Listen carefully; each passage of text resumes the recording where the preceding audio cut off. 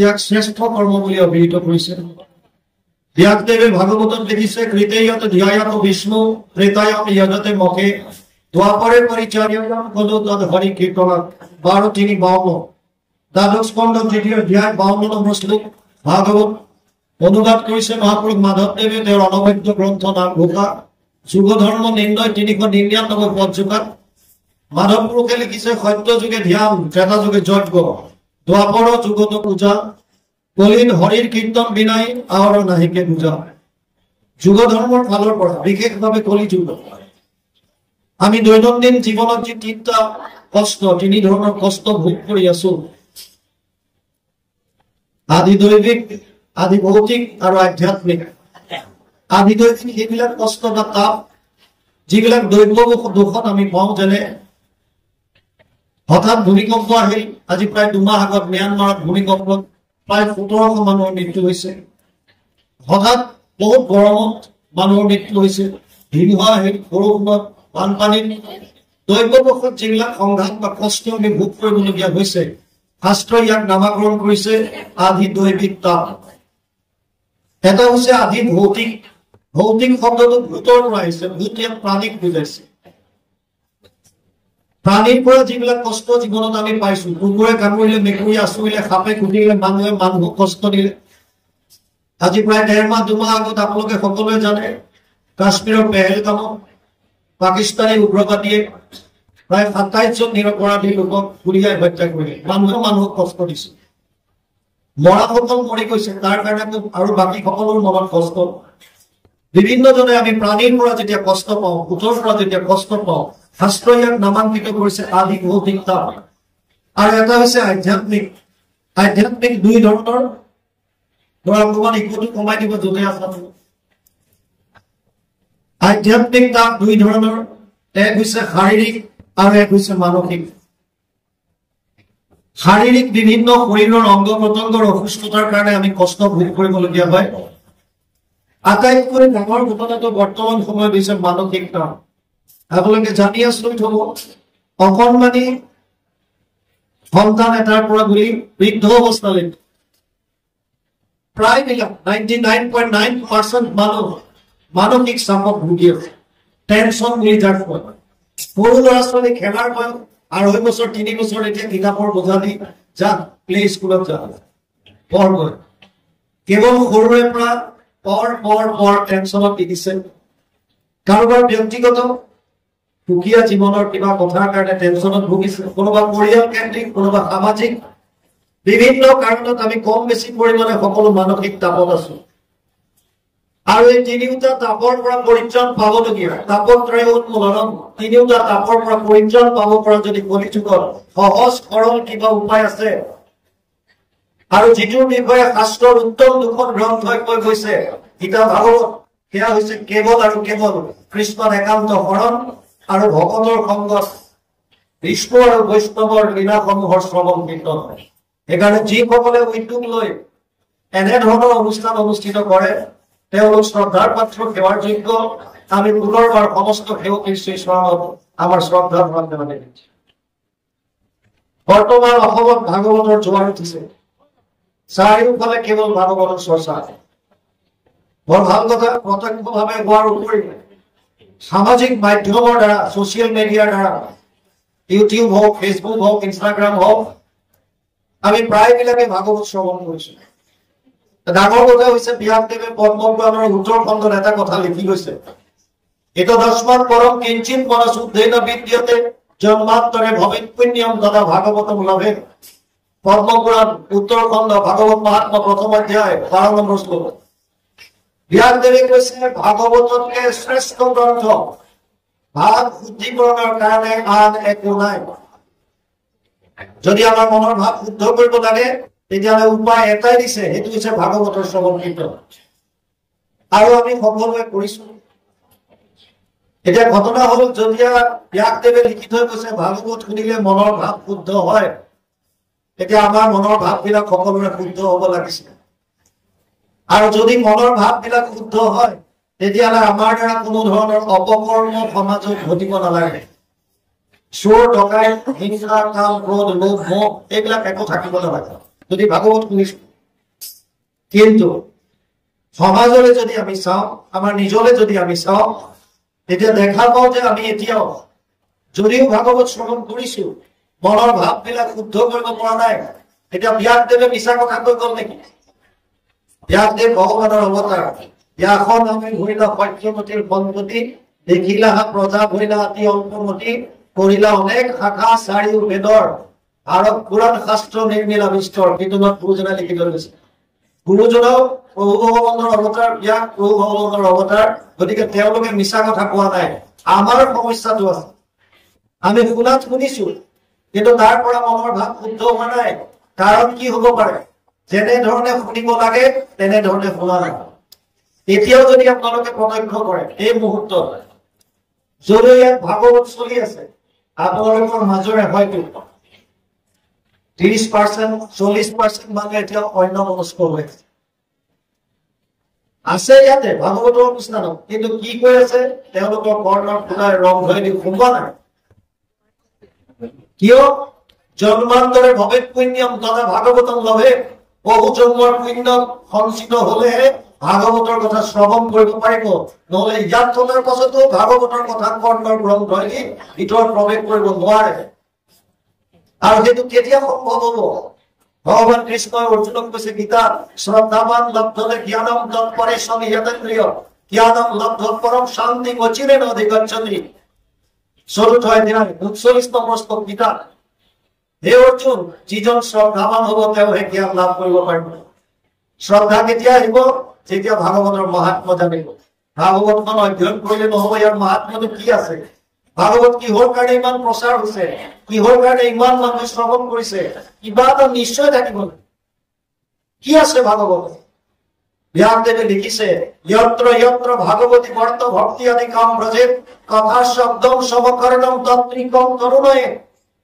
পদ্মপুৰাণ উত্তৰখণ্ড ভাগৱত মহাত্মা 3য় অধ্যায় 9 নম্বৰ শ্লোক।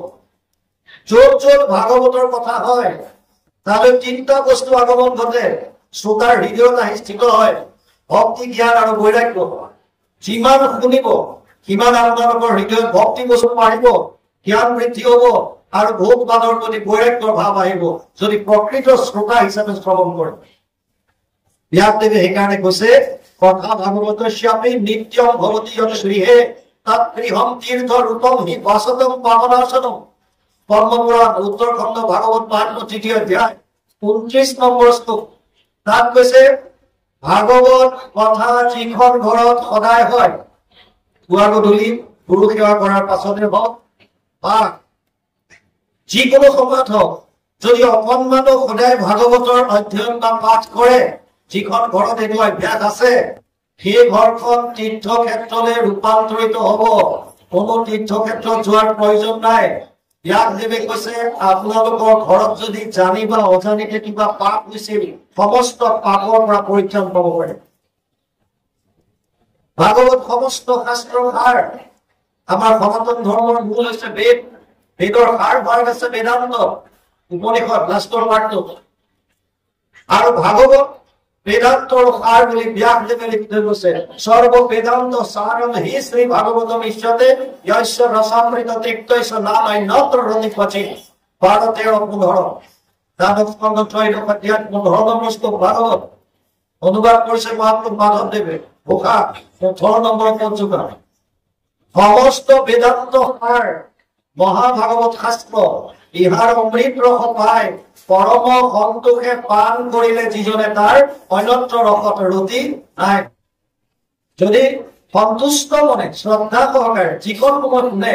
আপোনালোকে যদি একান্ত ভাৱে শ্ৰৱণ কৰিবলৈ চায়, এই যিখন পুণ্য আপোনালোকে পাব, ইয়াৰ যিখিনি কৃপা আপোনালোকে পাব, সেইখিনি কেতিয়াও নষ্ট নহয়। প্ৰাৰ্থনৈব ইহ না অমূত্ৰ বিনাশস্তস্য বিদ্যতে নাহি কল্যাণকৃত গচ্ছিত দুৰ্গতিম তাত গচ্ছতি। 1ষ্ট অধ্যায় 40 নম্বৰ শ্লোক কিতাপ। অৰ্জুনে কৈছে, হে অৰ্জুন, যোনে মনুষ্য জীৱনত 3 মানুহ যদি ভক্তি আহৰণ কৰি ল'ব পাৰিলে, এই ভক্তি এই লোকতো নষ্ট নহয়, আপোনাৰ শৰীৰ শেষ হোৱাৰ পাছতো ভৱিষ্যত যিটো জন্ম পাব তাতো আপোনাৰ ভক্তি শেষ নহয়, তাৰ পৰা ষ্টাৰ্ট হ'ব। গতিকে ভক্তি যিকণ আঘাত আহৰণ কৰিব, সেইকণ আপোনাৰ চিৰদিন আপোনাৰ লগত থাকি যাব, যিকণ সময় কোনে শ্ৰদ্ধা সহকাৰে শুনে। বৰ সুন্দৰ এটা স্কন্ধ আজি উলিয়াই লৈছে। মূল ভাগৱত সংস্কৃতত আছে 12টা স্কন্ধ 335টা অধ্যায় 18,000 শ্লোক 5,96,000 শব্দ 10টা লক্ষণ ভাগৱত অত্ৰ স্বৰ্গ বিসৰ্গ স্থানম কুশল উদয়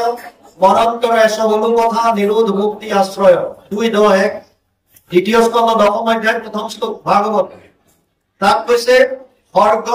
বিসৰ্গ স্থান কুশল উতি মনন্তৰ ইখানু নিৰোধ মুক্তি আশ্ৰয় 10টা লক্ষণ ভাগৱতত আছে ভাগৱতৰ স্কন্ধ আছে 12টা প্ৰথম আৰু দ্বিতীয় স্কন্ধ দুটা জাস্ট পাতনি বুলি ভাবো কাহিনী আকাৰে আমি এটা পাতনি আৰম্ভ কৰিছে ভাগৱতৰ লক্ষণ আৰম্ভ কৰিছে তৃতীয়ৰ পৰা তৃতীয় স্কন্ধ স্বৰ্গ স্বৰ্গ মানে আদি সৃষ্টি কোটি কোটি ব্ৰহ্মাণ্ডৰ কেনেকৈ সৃজন হল আমি নামত গাঁও কোটি কোটি ব্ৰহ্মাণ্ডৰ হৰি অধিকাৰী এই কোটি কোটি ব্ৰহ্মাণ্ডৰ সৃজন কেনেকৈ হল এয়া জানিবৰ কাৰণে তৃতীয় স্কন্ধ স্বৰ্গ আদি সৃষ্টি নাম দি বৰ্ণন কৰিছে চতুৰ্থ স্কন্ধ লক্ষণ হৈছে বিসৰ্গ ব্ৰহ্মা আদিৰ দ্বাৰা সৃষ্টিৰ বিকাশ কেনেকৈ হল এইখিনি জানিবৰ কাৰণে চতুৰ্থ স্কন্ধ অধ্যয়ন কৰিব লাগিব পঞ্চম স্কন্ধ লক্ষণ হৈছে স্থান ভূগোল আৰু খগোলৰ বিষয়ে যদি জানিব বিচাৰে খগোল মানে গ্ৰহ নক্ষত্ৰৰ বৰ্ণনা এতিয়ালৈ পঞ্চম স্কন্ধ অধ্যয়ন কৰিব লাগিব ষষ্ঠ স্কন্ধ কুশল প্ৰভু ভগৱন্তই কোটি কোটি ব্ৰহ্মাণ্ডত ব্যাপ্তমান হৈ থকা জীৱসমূহৰ কেনেকৈ পোষণ কৰে এয়া জানিবৰ কাৰণে চিত্ৰকেতু উপাখ্যান বিদ্যাগুৰু বধ প্ৰজাপতি উপাখ্যান বিভিন্ন সুন্দৰ সুন্দৰ আখ্যান উপাখ্যানৰ দ্বাৰা বৰ্ণনা কৰিছে সপ্তম স্কন্ধ লক্ষণ হৈছে উতি উতি মানে বাসনা তিনি ধৰণৰ বাসনা আছে দৈবিক বাসনা আসুৰিক বাসনা মানৱীয় বাসনা মহন্তৰ কৃপাত দৈবিক বাসনাৰ সৃষ্টি হয় এয়া বুজাবৰ কাৰণে প্ৰহ্লাদৰ চৰিত্ৰ আনিছে 5টা অধ্যায় আসুৰিক বাসনা মহন্তৰ কোপত আসুৰিক বাসনাৰ উদ্ভৱ হয় সেয়া বুজাবৰ কাৰণে হিৰণ্যকশিপু আৰু হিৰণ্যকৰ কথা আনিছে কেনেকৈ চাৰি সিদ্ধই ক্ৰোধ কৰি পেলাই জয় বিজয়ক হাত দিলে কেনেকৈ হিৰণ্যকশিপু হল এয়া সুন্দৰভাৱে বৰ্ণনা আপোনালোকে সপ্তম স্কন্ধত পাব মানৱীয় বাসনা বুজাবৰ কাৰণে বৰ্ণাশ্ৰম ধৰ্মৰ কথা যদিও সংস্কৃত ভাগৱতত 5টা অধ্যায় বৰ্ণনা কৰিছে অসমীয়ালৈ ইয়াৰ অনুবাদ কৰা নাই কাৰণ ভক্তি মাৰ্গত বৰ্ণাশ্ৰম ধৰ্মৰ প্ৰয়োজন নাই মহাপুৰুষ মাধৱদেৱে কৈছে নহো জানা আমি চাৰি জাতি চাৰিও আশ্ৰমী নহো আদি আমি ব্ৰাহ্মণ ক্ষত্ৰিয় বৈশ্য আৰু শূদ্ৰ এই চাৰিটা জাতিটো নকৰো আৰু ব্ৰহ্মচৰ্য গাৰ্হস্থ্য বানপ্ৰস্থ সন্ন্যাস এই চাৰিটা আশ্ৰমো আমাৰ নাই আমাৰ এটাই জাতি দাসৰো দাস তাৰ দাসক হলো আমি হৈছো দাস তৃণাদমী শুনিছেনত এডাল তৃণতকৈ সৰু য'ত গুৰুজনে আদৰ্শ দেখুৱাই থৈ গৈছে কৃষ্ণৰ কিংকৰ বুলি মাধৱ পুৰুষে লিখিছে দাসৰ দাস বুলি গতিকে আমি একেবাৰে দাস আৰু স্বামী হৈছে ভগৱান কৃষ্ণ সেইকাৰণে ইয়াত বাকী আৰু আমাৰ মাজত কোনো ভেদ ভাৱ দিয়া নাই উচ্চ নিচ জাতি ভেদ এইবিলাক নাই ভেদ অষ্টম স্কন্ধ লক্ষণ হৈছে মনন্তৰ মনু আৰু মনুপুত্ৰসকলৰ বিষয়ে যদি জানিব বিচাৰে তেতিয়াহ'লে অষ্টম স্কন্ধ অধ্যয়ন কৰিব লাগিব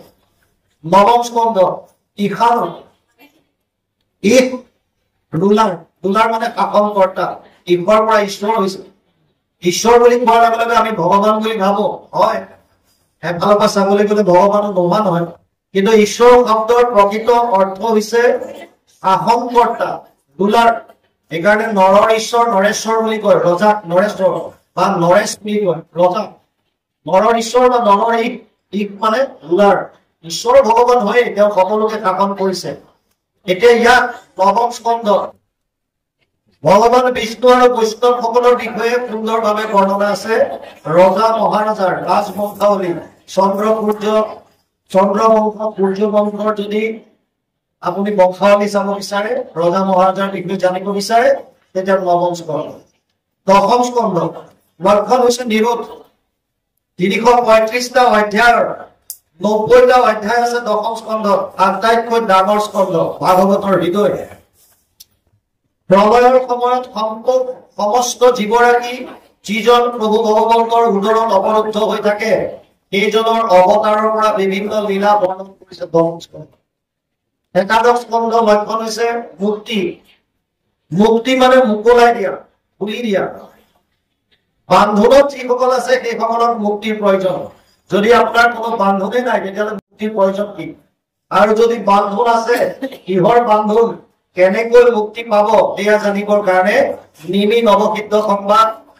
কৃষ্ণ উদ্ধৱ সংবাদ বৰ সুন্দৰ সুন্দৰ কথাৰে একাদশ স্কন্ধ বৰ্ণনা দি গৈছে দ্বাদশ স্কন্ধ আশ্ৰয় আশ্ৰয় মানে শৰণ শৰণ ক'ত লওঁ শৰণৰ উপযুক্ত স্থান কি এয়া বুজিবৰ কাৰণে দ্বাদশ স্কন্ধ ব্যাসদেৱে কৈছে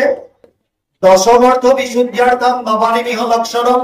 বৰ্ণয়ন্তি মহাত্মানো শ্ৰুতেনা অৰ্থেন চঞ্জসা 2:2 তৃতীয় স্কন্ধ দশম অধ্যায় 2 নম্বৰ শ্লোক তাত লিখিছে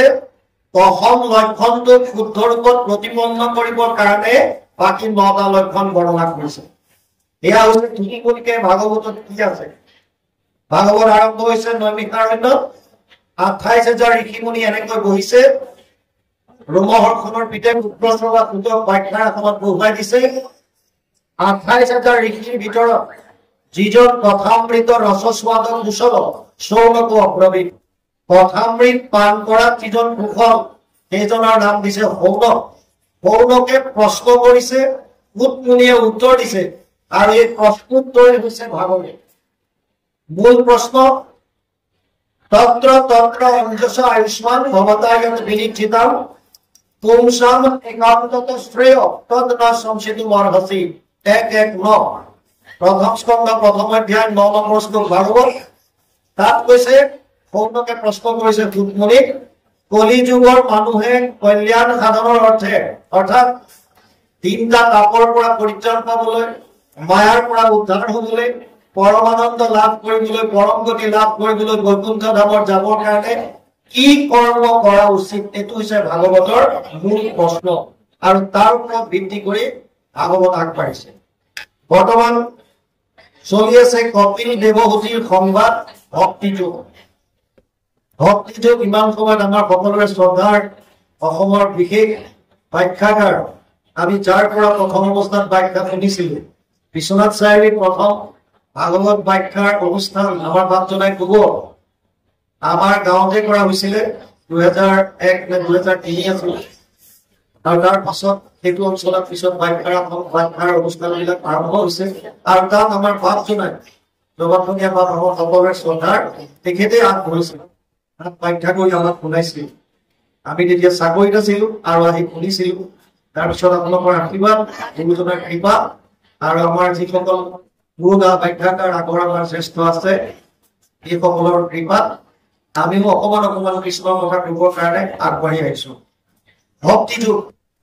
বাবে লাভ কৰি গৈছে এতিয়া পদৰ লগে লগে যাওঁ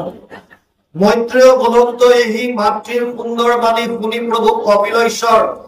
কৃপায়ে পীড়িত হোৱা মাতিলন্ত প্ৰশংসা কুশলক চিন্তিয়া লোকৰ এয়া কথা বতৰা চলি আছে মৈত্ৰেয় আৰু বিদুৰৰ মাজত মুনিক যেতিয়া প্ৰশ্ন কৰিছিল যে কলি যুগৰ মানুহৰ কল্যাণ সাধনৰ অৰ্থে কৰিবলগীয়া শ্ৰেষ্ঠ কৰ্মটো কি তেতিয়া মুনিয়ে নিজৰ একো কথা কোৱা নাই মুনিয়ে কৈছিল যে মই তোমাক সেয়া কথা শুনাম যি কথা 7 দিন পৰীক্ষিতে দেৱৰ পৰা শ্ৰৱণ কৰি এই পৰম কল্যাণ সাধন কৰিব পাৰিছিল পৰম গতি লাভ কৰিব পাৰিছিল আৰু তেতিয়া সুখ আৰু পৰীক্ষিতৰ সংবাদ তেওঁ শুনায় আৰু তাতে বিদুৰ আৰু মৈত্ৰেয় সংবাদ আছে তাতে ব্ৰহ্মানাৰায়ণ সংবাদ আছে তাতে নিমি আৰু নৱসিদ্ধ সংবাদ আছে বিভিন্ন কথা সংযোগ কৰি এই সমস্তখিনি আল্টিমেটলি মুনিয়ে সৌনক আদি 28,000 ঋষি শুনাইছে এতিয়া আপোনালোকে যিটো কৈছে ইয়াত মৈত্ৰেয় বলন্ত এহি মৈত্ৰেয় কৈ আছে তাক বিদুৰ ভগৱান কৃষ্ণ যেতিয়া বৈকুণ্ঠ পায়নৰ সিদ্ধান্ত যেতিয়া লৈছিল তেতিয়া তেওঁৰ পৰম বান্ধৱ উদ্ধৱে গৈ বিৰল স্থানত ভগৱানক প্ৰশ্ন কৰিছিল তদ বিয়োগেনতে ভক্তং মাধৱ স্থাইশব্দি ভূতলে নিৰ্গুণ উপাসনে কষ্টমত কিঞ্চিত বিচাৰায় পদ্মপুৰাণ উত্তৰখণ্ড ভাগৱত মহাত্ম্য 3 অধ্যায় 59 নম্বৰ শ্লোক উদ্ধৱে প্ৰশ্ন কৰিছিল হে প্ৰভু তুমি যদি বৈকুণ্ঠলৈ গতি কৰা তোমাৰ ভকতসকলে কি কৰিব ধৰা ধামত থাকি তোমাক কেনেকৈ পাব কি কৰিলে কেনেকৈ কি হ'ব আৰু তেতিয়া উদ্ধৱক ভাগৱতৰ ধৰ্মৰ বিষয়ে ভগৱানে কৈছিল। সেই সময়ত আৰু এজন আহি ওলাইছিল, সেইজনে হৈছে মৈত্ৰেয়। অৰ্থাৎ বৈকুণ্ঠ পুৰাণৰ প্ৰাক মুহূৰ্তত দুজনক ভাগৱতৰ কথা শুনাইছিল। এজন হৈছে উদ্ধৱ আৰু এজন হৈছে মৈত্ৰেয়। আৰু ভগৱান কৃষ্ণই এই সময়ত অনুশোচনা কৰি কৈছিল, মই এই সময়ত বিদুৰ খুৰাক লগ নাপাওঁ। বিদুৰ কেনেকুৱা ভাগ্যৱান, যিজন ভক্তৰ কথা ভগৱানে স্মৰণ কৰিছে। গতিকে তেনেকুৱা এজন ভকত হবলৈ সেইটো এটা বহুত ভাগ্য লাগিব। আৰু উদ্ধৱক কৈছিল যে উদ্ধৱ, যদি বিদুৰক পোৱা কবা, তেওঁ মৈত্ৰ মুনিৰ আশ্ৰমত গৈ ভাগৱত ধৰ্মৰ বিষয়ে শিকি ল'ব। মৈত্ৰ মুনিৰ আশ্ৰম বৰ্তমান উত্তৰাখণ্ডৰ হৰিদ্বাৰৰ গংগাৰ পাৰত এটা ঘাট আছিল, আনন্দ ঘাট, তাত মৈত্ৰ মুনি আছিল। আৰু বিদুৰ কুৰুক্ষেত্ৰ যুদ্ধৰ সময়ত যেতিয়া তীৰ্থ ভ্ৰমণত আছিল, তাৰ পৰা উভতি আহোঁতে ইফালে উদ্ধৱ যেতিয়া বদৰিকাশ্ৰমলৈ গৈছে, বাটত দুইজন মহাপুৰুষৰ সংযোগ হয়। আৰু ইয়াত উদ্ধৱে বিদুৰক কয় ভগৱান কৃষ্ণৰ আদেশ যে তুমি মৈত্ৰেয়ৰ পৰা ভাগৱতৰ কথা শুনি আহা। তেতিয়া বিদুৰে বাহিৰে বাহিৰে উত্তৰাখণ্ডত যায় আৰু গৈ মৈত্ৰ মুনিৰ আশ্ৰমত মৈত্ৰেয়ক লগ কৰে। বিদুৰৰ প্ৰশ্ন আছিল এটা, কিহৰ কাৰণে ক'বলগীয়া হ'ল? বিদুৰে সুধিছিল, সুখায় কৰ্মাণি কৰতি লোক নাতে সুখম वा अन्यत विपरीतम वा বিন্দেত ভূয় ততৈব দুঃখম যদন্ত যুক্তম ভগবান বদেনা। ৩:৫-২ তৃতীয় স্কন্ধ ৫ম অধ্যায় ২ নম্বৰ প্ৰশ্ন ভাগৱত। বিদুৰৰ চিধা প্ৰশ্ন। প্ৰত্যেকজন মানুহে সংসাৰত সুখ পাব বিচাৰিছে, কিন্তু আৰু সুখ পাবৰ কাৰণে কৰ্ম কৰিছে, দিন ৰাত একাকাৰ কৰি কৰ্ম কৰিছে, কিন্তু সুখ নাপায়, দুখ পায়। ইয়াৰ কাৰণটো কি? আৰু তেতিয়া মৈত্ৰেয়ে বিভিন্ন কাহিনীৰ দ্বাৰা তেওঁক বুজাবলৈ গৈছে। আৰু সেয়া কৈ থাকোঁতে কপিল দেৱহতীৰ কথা আহিছে। ইয়াত আমাৰ বনীয়া বাপজনাই নিশ্চয় ক'লে যে দেৱহতীয়ে প্ৰশ্ন কৰিলে ইয়াৰ আগত সাংখ্য যোগ কৈছিল, ধ্যান যোগৰ বিষয়ে কৈছিল, আৰু তাৰ পাছত ক'লে ভক্তি যোগ কি মোক বুজাই দিল। এই ভক্তি যোগ মানে কি, এই কথাখিনি বুজাবলৈ যোৱাৰ কাৰণে এতিয়া ইয়াত কৈছে মৈত্ৰেয় বুলন্দ এহি। মৈত্ৰেয় বিদুৰক কৈ আছে, মাতৃৰ সুন্দৰ বাণী শুনি প্ৰভু কপিল ঈশ্বৰ। মাকৰ এই সুন্দৰ প্ৰশ্নটো শুনি, কোনটো প্ৰশ্ন? ভক্তি যোগ মানে কি মোক কোৱা। এই প্ৰশ্নটো শুনাৰ পিছত কৃপায়ে পীড়িত হুয়া মাতিলন্ত প্ৰশংসিয়া কুশলত চিন্তিয়া লোকৰ। কপিল প্ৰভুৱে সমস্ত প্ৰাণীৰ কুশল চিন্তা কৰি মাকৰ প্ৰশ্নটো শুনি অতি আনন্দিত হৈ এতিয়া উত্তৰ দিছে। কি কৈছে? ভগৱন্ত নিগদতি ধন্য ধন্য মহামতী মনুৰ নন্দিনী মোৰ ভাৱ ভাল তজু ভৈলাপতি সংসাৰ কাৰিলা আতি তুষ্ট হৈলো দেখি তজু ভাৱ। কপিল ভগৱানৰ অৱতাৰ, সেইকাৰণে ভগৱন্ত নিগদতি বুলি কৈছে। ভগৱানে কৈছে, কি কৈছে? ধন্য ধন্য মহামতী মনুৰ নন্দিনী মোৰ ভাৱ। হে মনুৰ জীয়ৰী মোৰ মাতৃ, তোমাৰ যিটো প্ৰশ্ন তুমি মোক কৰিছা, তোমাৰ মন অতি ধন্য হৈছো মই শুনি। কাৰণ এটা শুদ্ধ অন্তৰৰ মানুহে জনকল্যাণৰ অৰ্থে প্ৰশ্ন কৰে। প্ৰশ্নকৰ্তা বহুত আছে, এবিধ আছে অতি দুখত মানুহে প্ৰশ্ন কৰে। এজন মানুহ মৰি গ'ল, বুকুত ভুকুৱাই ভুকুৱাই কান্দি আছে, তই কিয় মোক এৰি গলি? তাৰ মানে সেই মৃতকৰ পৰা উত্তৰটো বিচৰা নাই, মাত্ৰ দুখটো প্ৰকট কৰিছে।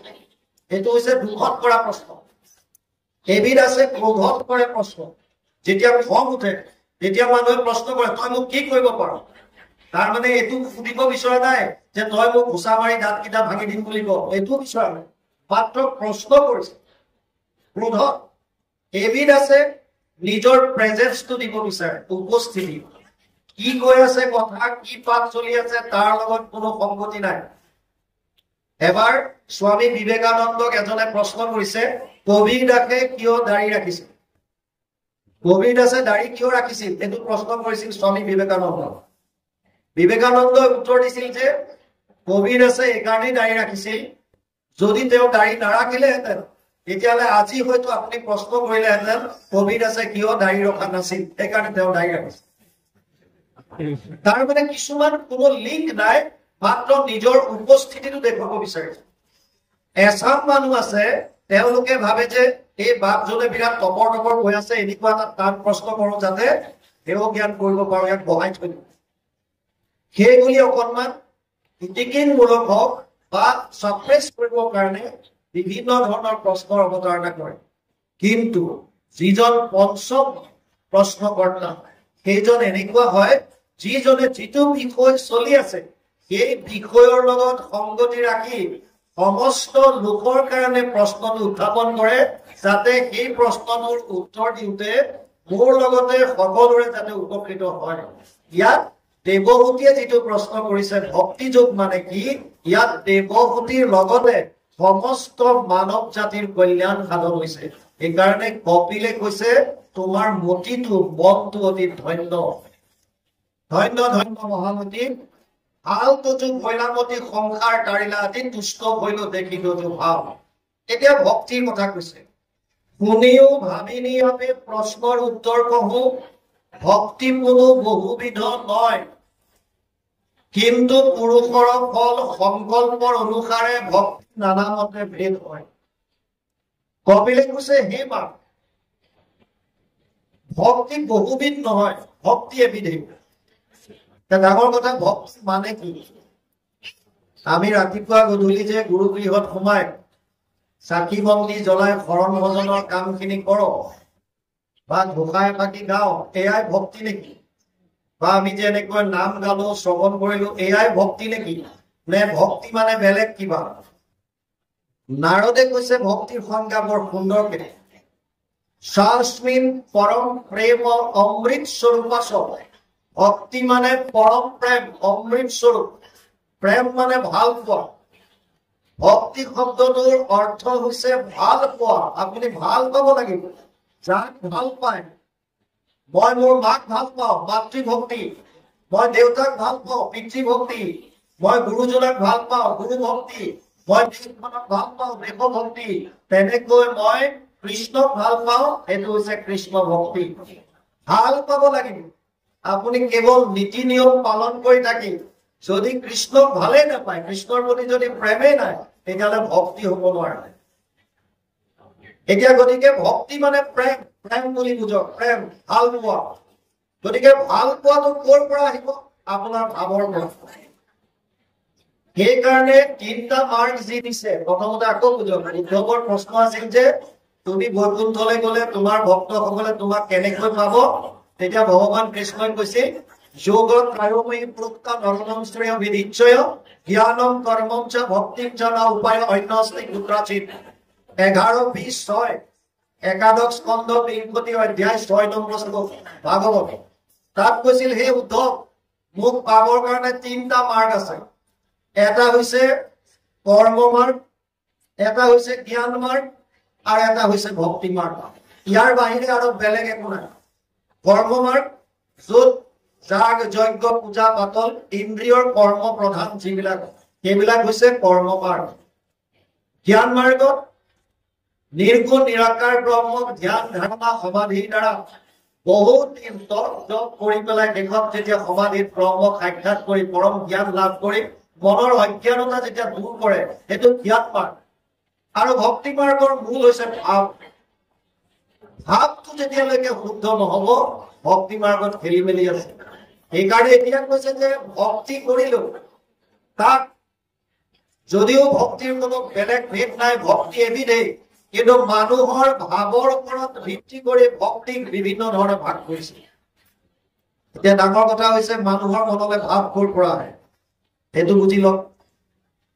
অৰ্জুনৰ কিতাপ কৈছে হে অৰ্জুন বুদ্ধি জ্ঞান অসম্মোহ ক্ষমা সত্যম সমধম সুখম দুঃখম ভব ভাব ভয় চ ভয়মেব চ অহিংসা সমতা তুষ্টি তপ দানম যশো অজস ভবন্তি ভাৱভূতানাম মত্ত এব পৃথক বিধা দশম অধ্যায় 4 আৰু 5 নম্বৰ শ্লোক কিতাপ হে অৰ্জুন মানুহৰ মনলৈ যিমান ভাৱ আহে যিমান ভাৱ বুদ্ধি জ্ঞান অসম ক্ষমা সত্য সম দম সুখ দুখ সৃষ্টি প্ৰলয় যত যিমান ভাৱ আহে ভগৱানে কৈছে সব মোৰ পৰা আহে এতিয়া ভগৱানৰ পৰা আমাৰ মনলৈ ভাৱ আহে কেনেকৈ ভগৱানৰ মায়াৰ তিনিটা গুণ আছে সত্যম ৰজস তম ইতি গুণ প্ৰকৃতি সম্ভৱা নিবদ্ধন্তি মহাবাহু দেহে দেহিনাম অধ্যয়ন 14 অধ্যায় 5 নম্বৰ শ্লোক কিতাপ তাত কৈছে হে অৰ্জুন মোৰ মায়াৰ তিনিটা গুণ আছে সত্য ৰজ আৰু তম এই তিনিটা গুণৰ পৰা মানুহৰ মনলৈ তিনি ধৰণৰ ভাৱ আহে সত্ত্বগুণৰ পৰা সাত্বিক ভাৱ, ৰজগুণৰ পৰা ৰাজসিক ভাৱ আৰু তমগুণৰ পৰা তামসিক ভাৱ। যাৰ যেনেকুৱা ভাৱ সি তেনেকুৱা কৰ্ম কৰে। ভগৱানে কৈছে যে চৈব সাত্বিকা ভাৱ ৰাজসস্তামচস্যয়ে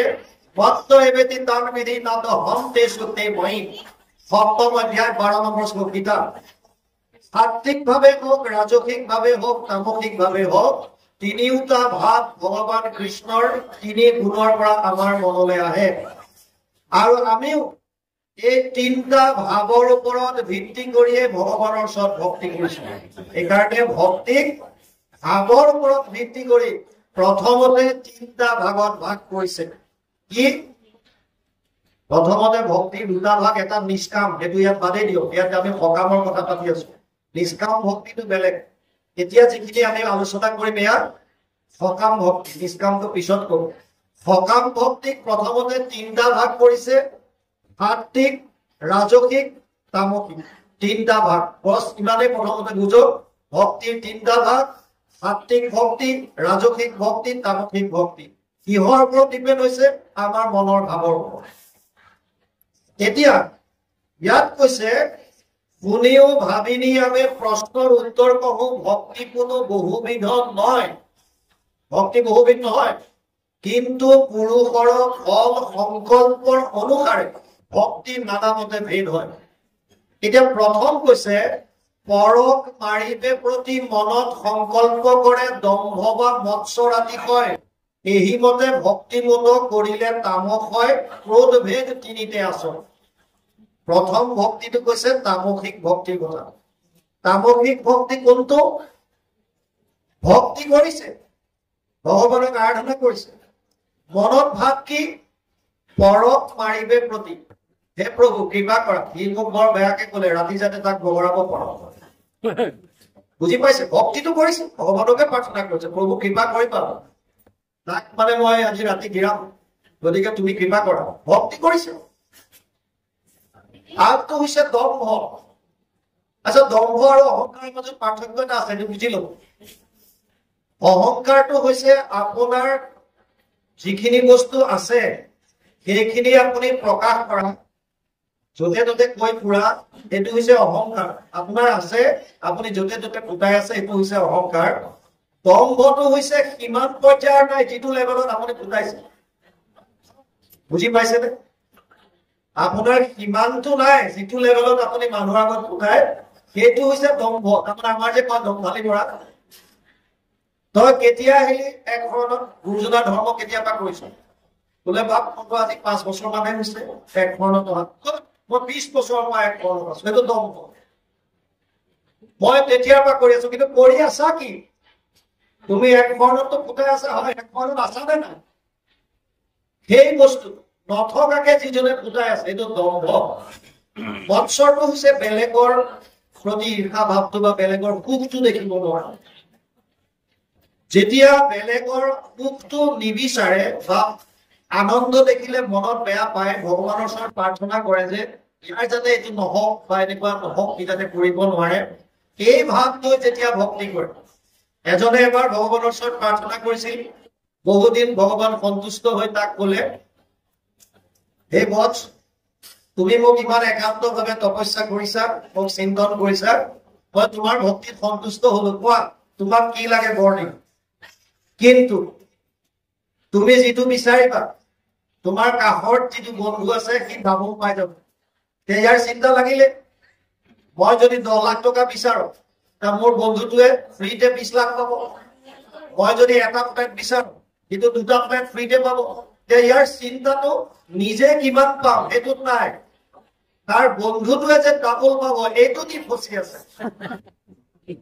বুজি পাইছে? তাক নিজৰ যে সি কিমান লাগে, সি যদি 1 কোটি লাগে তাক 1 কোটি দি দিব। ভগৱানে কৈছে তই যি বিচাৰ তই পাবি, কিন্তু তোৰ বন্ধুটোৱে ডাবল পাব। এতিয়া তাৰ চিন্তাটো সেইটোত আছে, এইটোত নাই। সেইকাৰণে সিও চিন্তা কৰি কৰি পালে আৰু কৈছে, প্ৰভু যদি সি মোতকে দুগুণে পায়, তেতিয়াহ'লে মোক আন একো নালাগে, চকু এটা ফুটাই দিয়ক, মোৰ এটা চকু ফুটাই দিয়ক। তাৰ এটা চকু ফুটাই দিলে বন্ধুটোৰ কেইটা চকু ফুটাব? বুজি পালে? মানে নিজৰ আনন্দতকৈ বেলেগে কেনেকে কষ্ট পায় মোক লগাটো বাদ দিয়া তিনি ধৰণৰ মানুহ আছে এবিধ মানুহ হৈছে ময়ো সুখত থাকো আনবিলাকো সুখত থাকো এইটো হৈছে প্ৰকৃতি ময়ো সুখত বাকী বিলাকো সুখত থাকক এইটো একদম নেচাৰেল এইটো একো নাই এইটো প্ৰকৃতি এবিধ আছে আনৰ যি হয় হওক মই সুখত থাকিব লাগে এইটো বিকৃতি আৰু এবিধ আছে লাগিলে মোৰে কষ্ট হওক কিন্তু বাকী বিলাক সুখত থাকক এইটো হৈছে সংস্কৃতি আপোনালোকে এইবিলাকৰ এক্সাম্পল পাই থাকে কিমান আপোনালোকে চাই মাইনতলি মই নাজানো প্ৰসাদ যেতিয়া বিলায়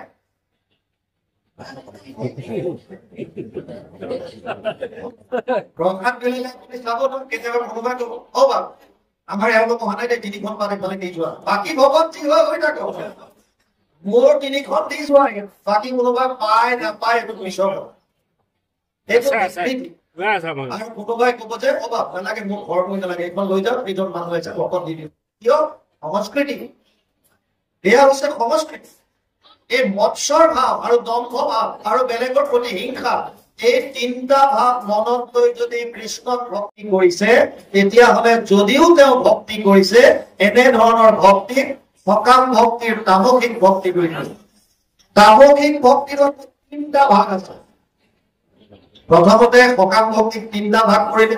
সাত্বিক ৰাজসিক তামসিক এতিয়া তামসিকৰ কথা কৈছো তামসিকৰ আকৌ তিনিটা ইয়াৰ অৱস্থা আছে একেবাৰে উত্তম এটা মধ্যম এটা কনিষ্ঠ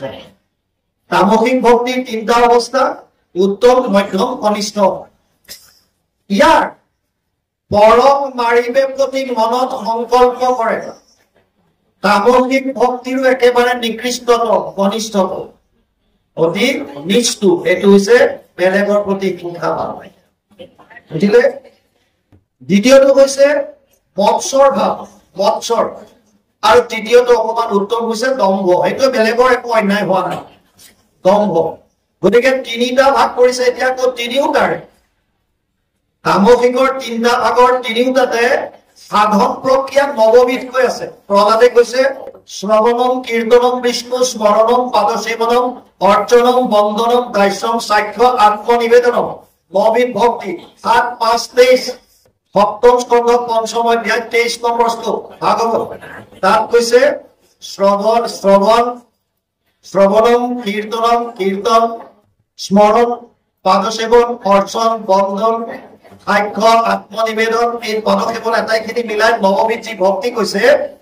তিনিওটাতে নৱবিধ সাধন আছে নটাকৈ সাধন তিনিটাত কিমান হ'ল ৩ × ২৭ তাৰ মানে তামসিক ভক্তিৰ ভাগ কৰিছে ২৭ বিধ ভক্তি সকামৰ তিনিটা সাত্বিক ৰাজসিক তামসিকৰ তিনিটা ভাগ উত্তম মধ্যম কনিষ্ঠ প্ৰত্যেকৰে নৱবিধকৈ সাধন গতিকে ৯ × ৩ = ২৭ বিধ ভক্তি হৈছে তামসিক এতিয়া ইয়ালৈকে কৈছে ইয়াৰ পাছত ৰাজসিক আৰু সাত্বিক কি বাপজনে পাঠ কৰাৰ পিছত আলোচনা কৰিম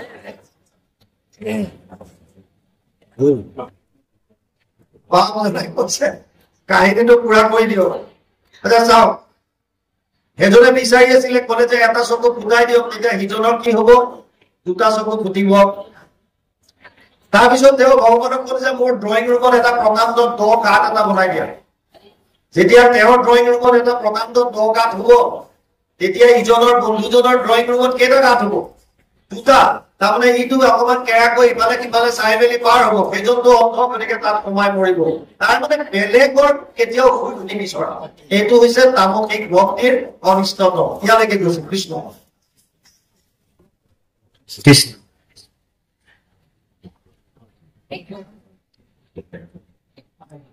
বিষয়ত করিয়া থবা ঐশ্বর্য সামে প্রতিমাত মুহুক পূজয় তিনিও প্রকার রাজস ভকতি মাত্র তজু আগে কহিলু নিশ্চয় পাপ মূর হৌক নাথ ভগবন্ত হৌক প্রীতি নহি অবশ্যকে বিধি মানি ইতিনি প্ৰকাৰ ভক্তি কৰিলে হাতীক বুলি নিষ্ঠে মই কহিলো বখানি প্ৰতিমা পূজনয়াৰ ভেদ ভাৱ দৰিখন তিনিও সমান তাকয় উত্তম মধ্যম ক্ৰমে তাম সাধি ভক্তি মাজে তিনি তিনি মতে ভেদ হয় একোবিধ নৱ নৱ প্ৰকাৰে হৈ আছে ভেদ তাকো বুজিবা দিয়া মতি সগুণ ভকতি এহি একাধিক আশী বিধ আমি কহু নিৰ্গুণ ভকতি কৃষ্ণ ৰাজসিক ভক্তিৰ কথা কৈছে বিষয়ত কৰিয়া যশ বা ঐশ্বৰ্য চাই প্ৰতিমাক মোহক পূজয় তিনি প্ৰকাৰ ভক্তি তিনিও প্ৰকাৰে এইটো ৰাজস ভগতি মাত্ৰ তজুৱাকে কৰিলো নিশ্চয় ৰাজস ভগতি প্ৰথমতে বুজি লওক ৰাজস ৰজগুণটো কেনেকুৱা ৰজগুণটো কেনেকুৱা যেতিয়া মানুহৰ সত্ত্বগুণ হৈছে তত্ৰ সত্ত্বম নিৰ্মলত্বাৎ প্ৰকাশক মনাময়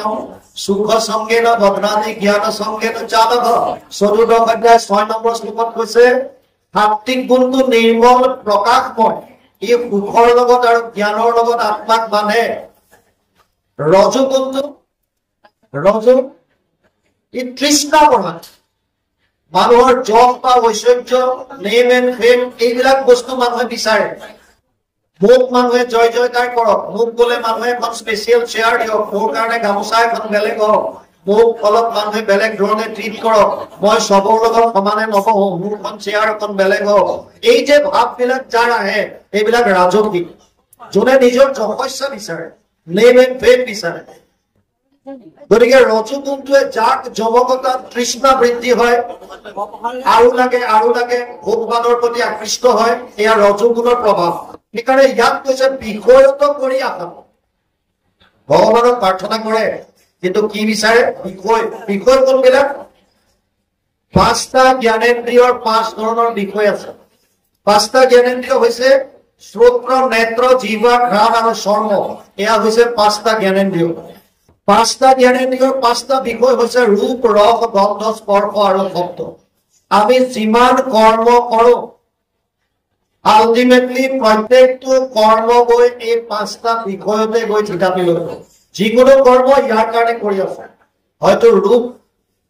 আস্বাদন কৰিবৰ কাৰণে ভোগ কৰিবৰ কাৰণে তৃপ্তি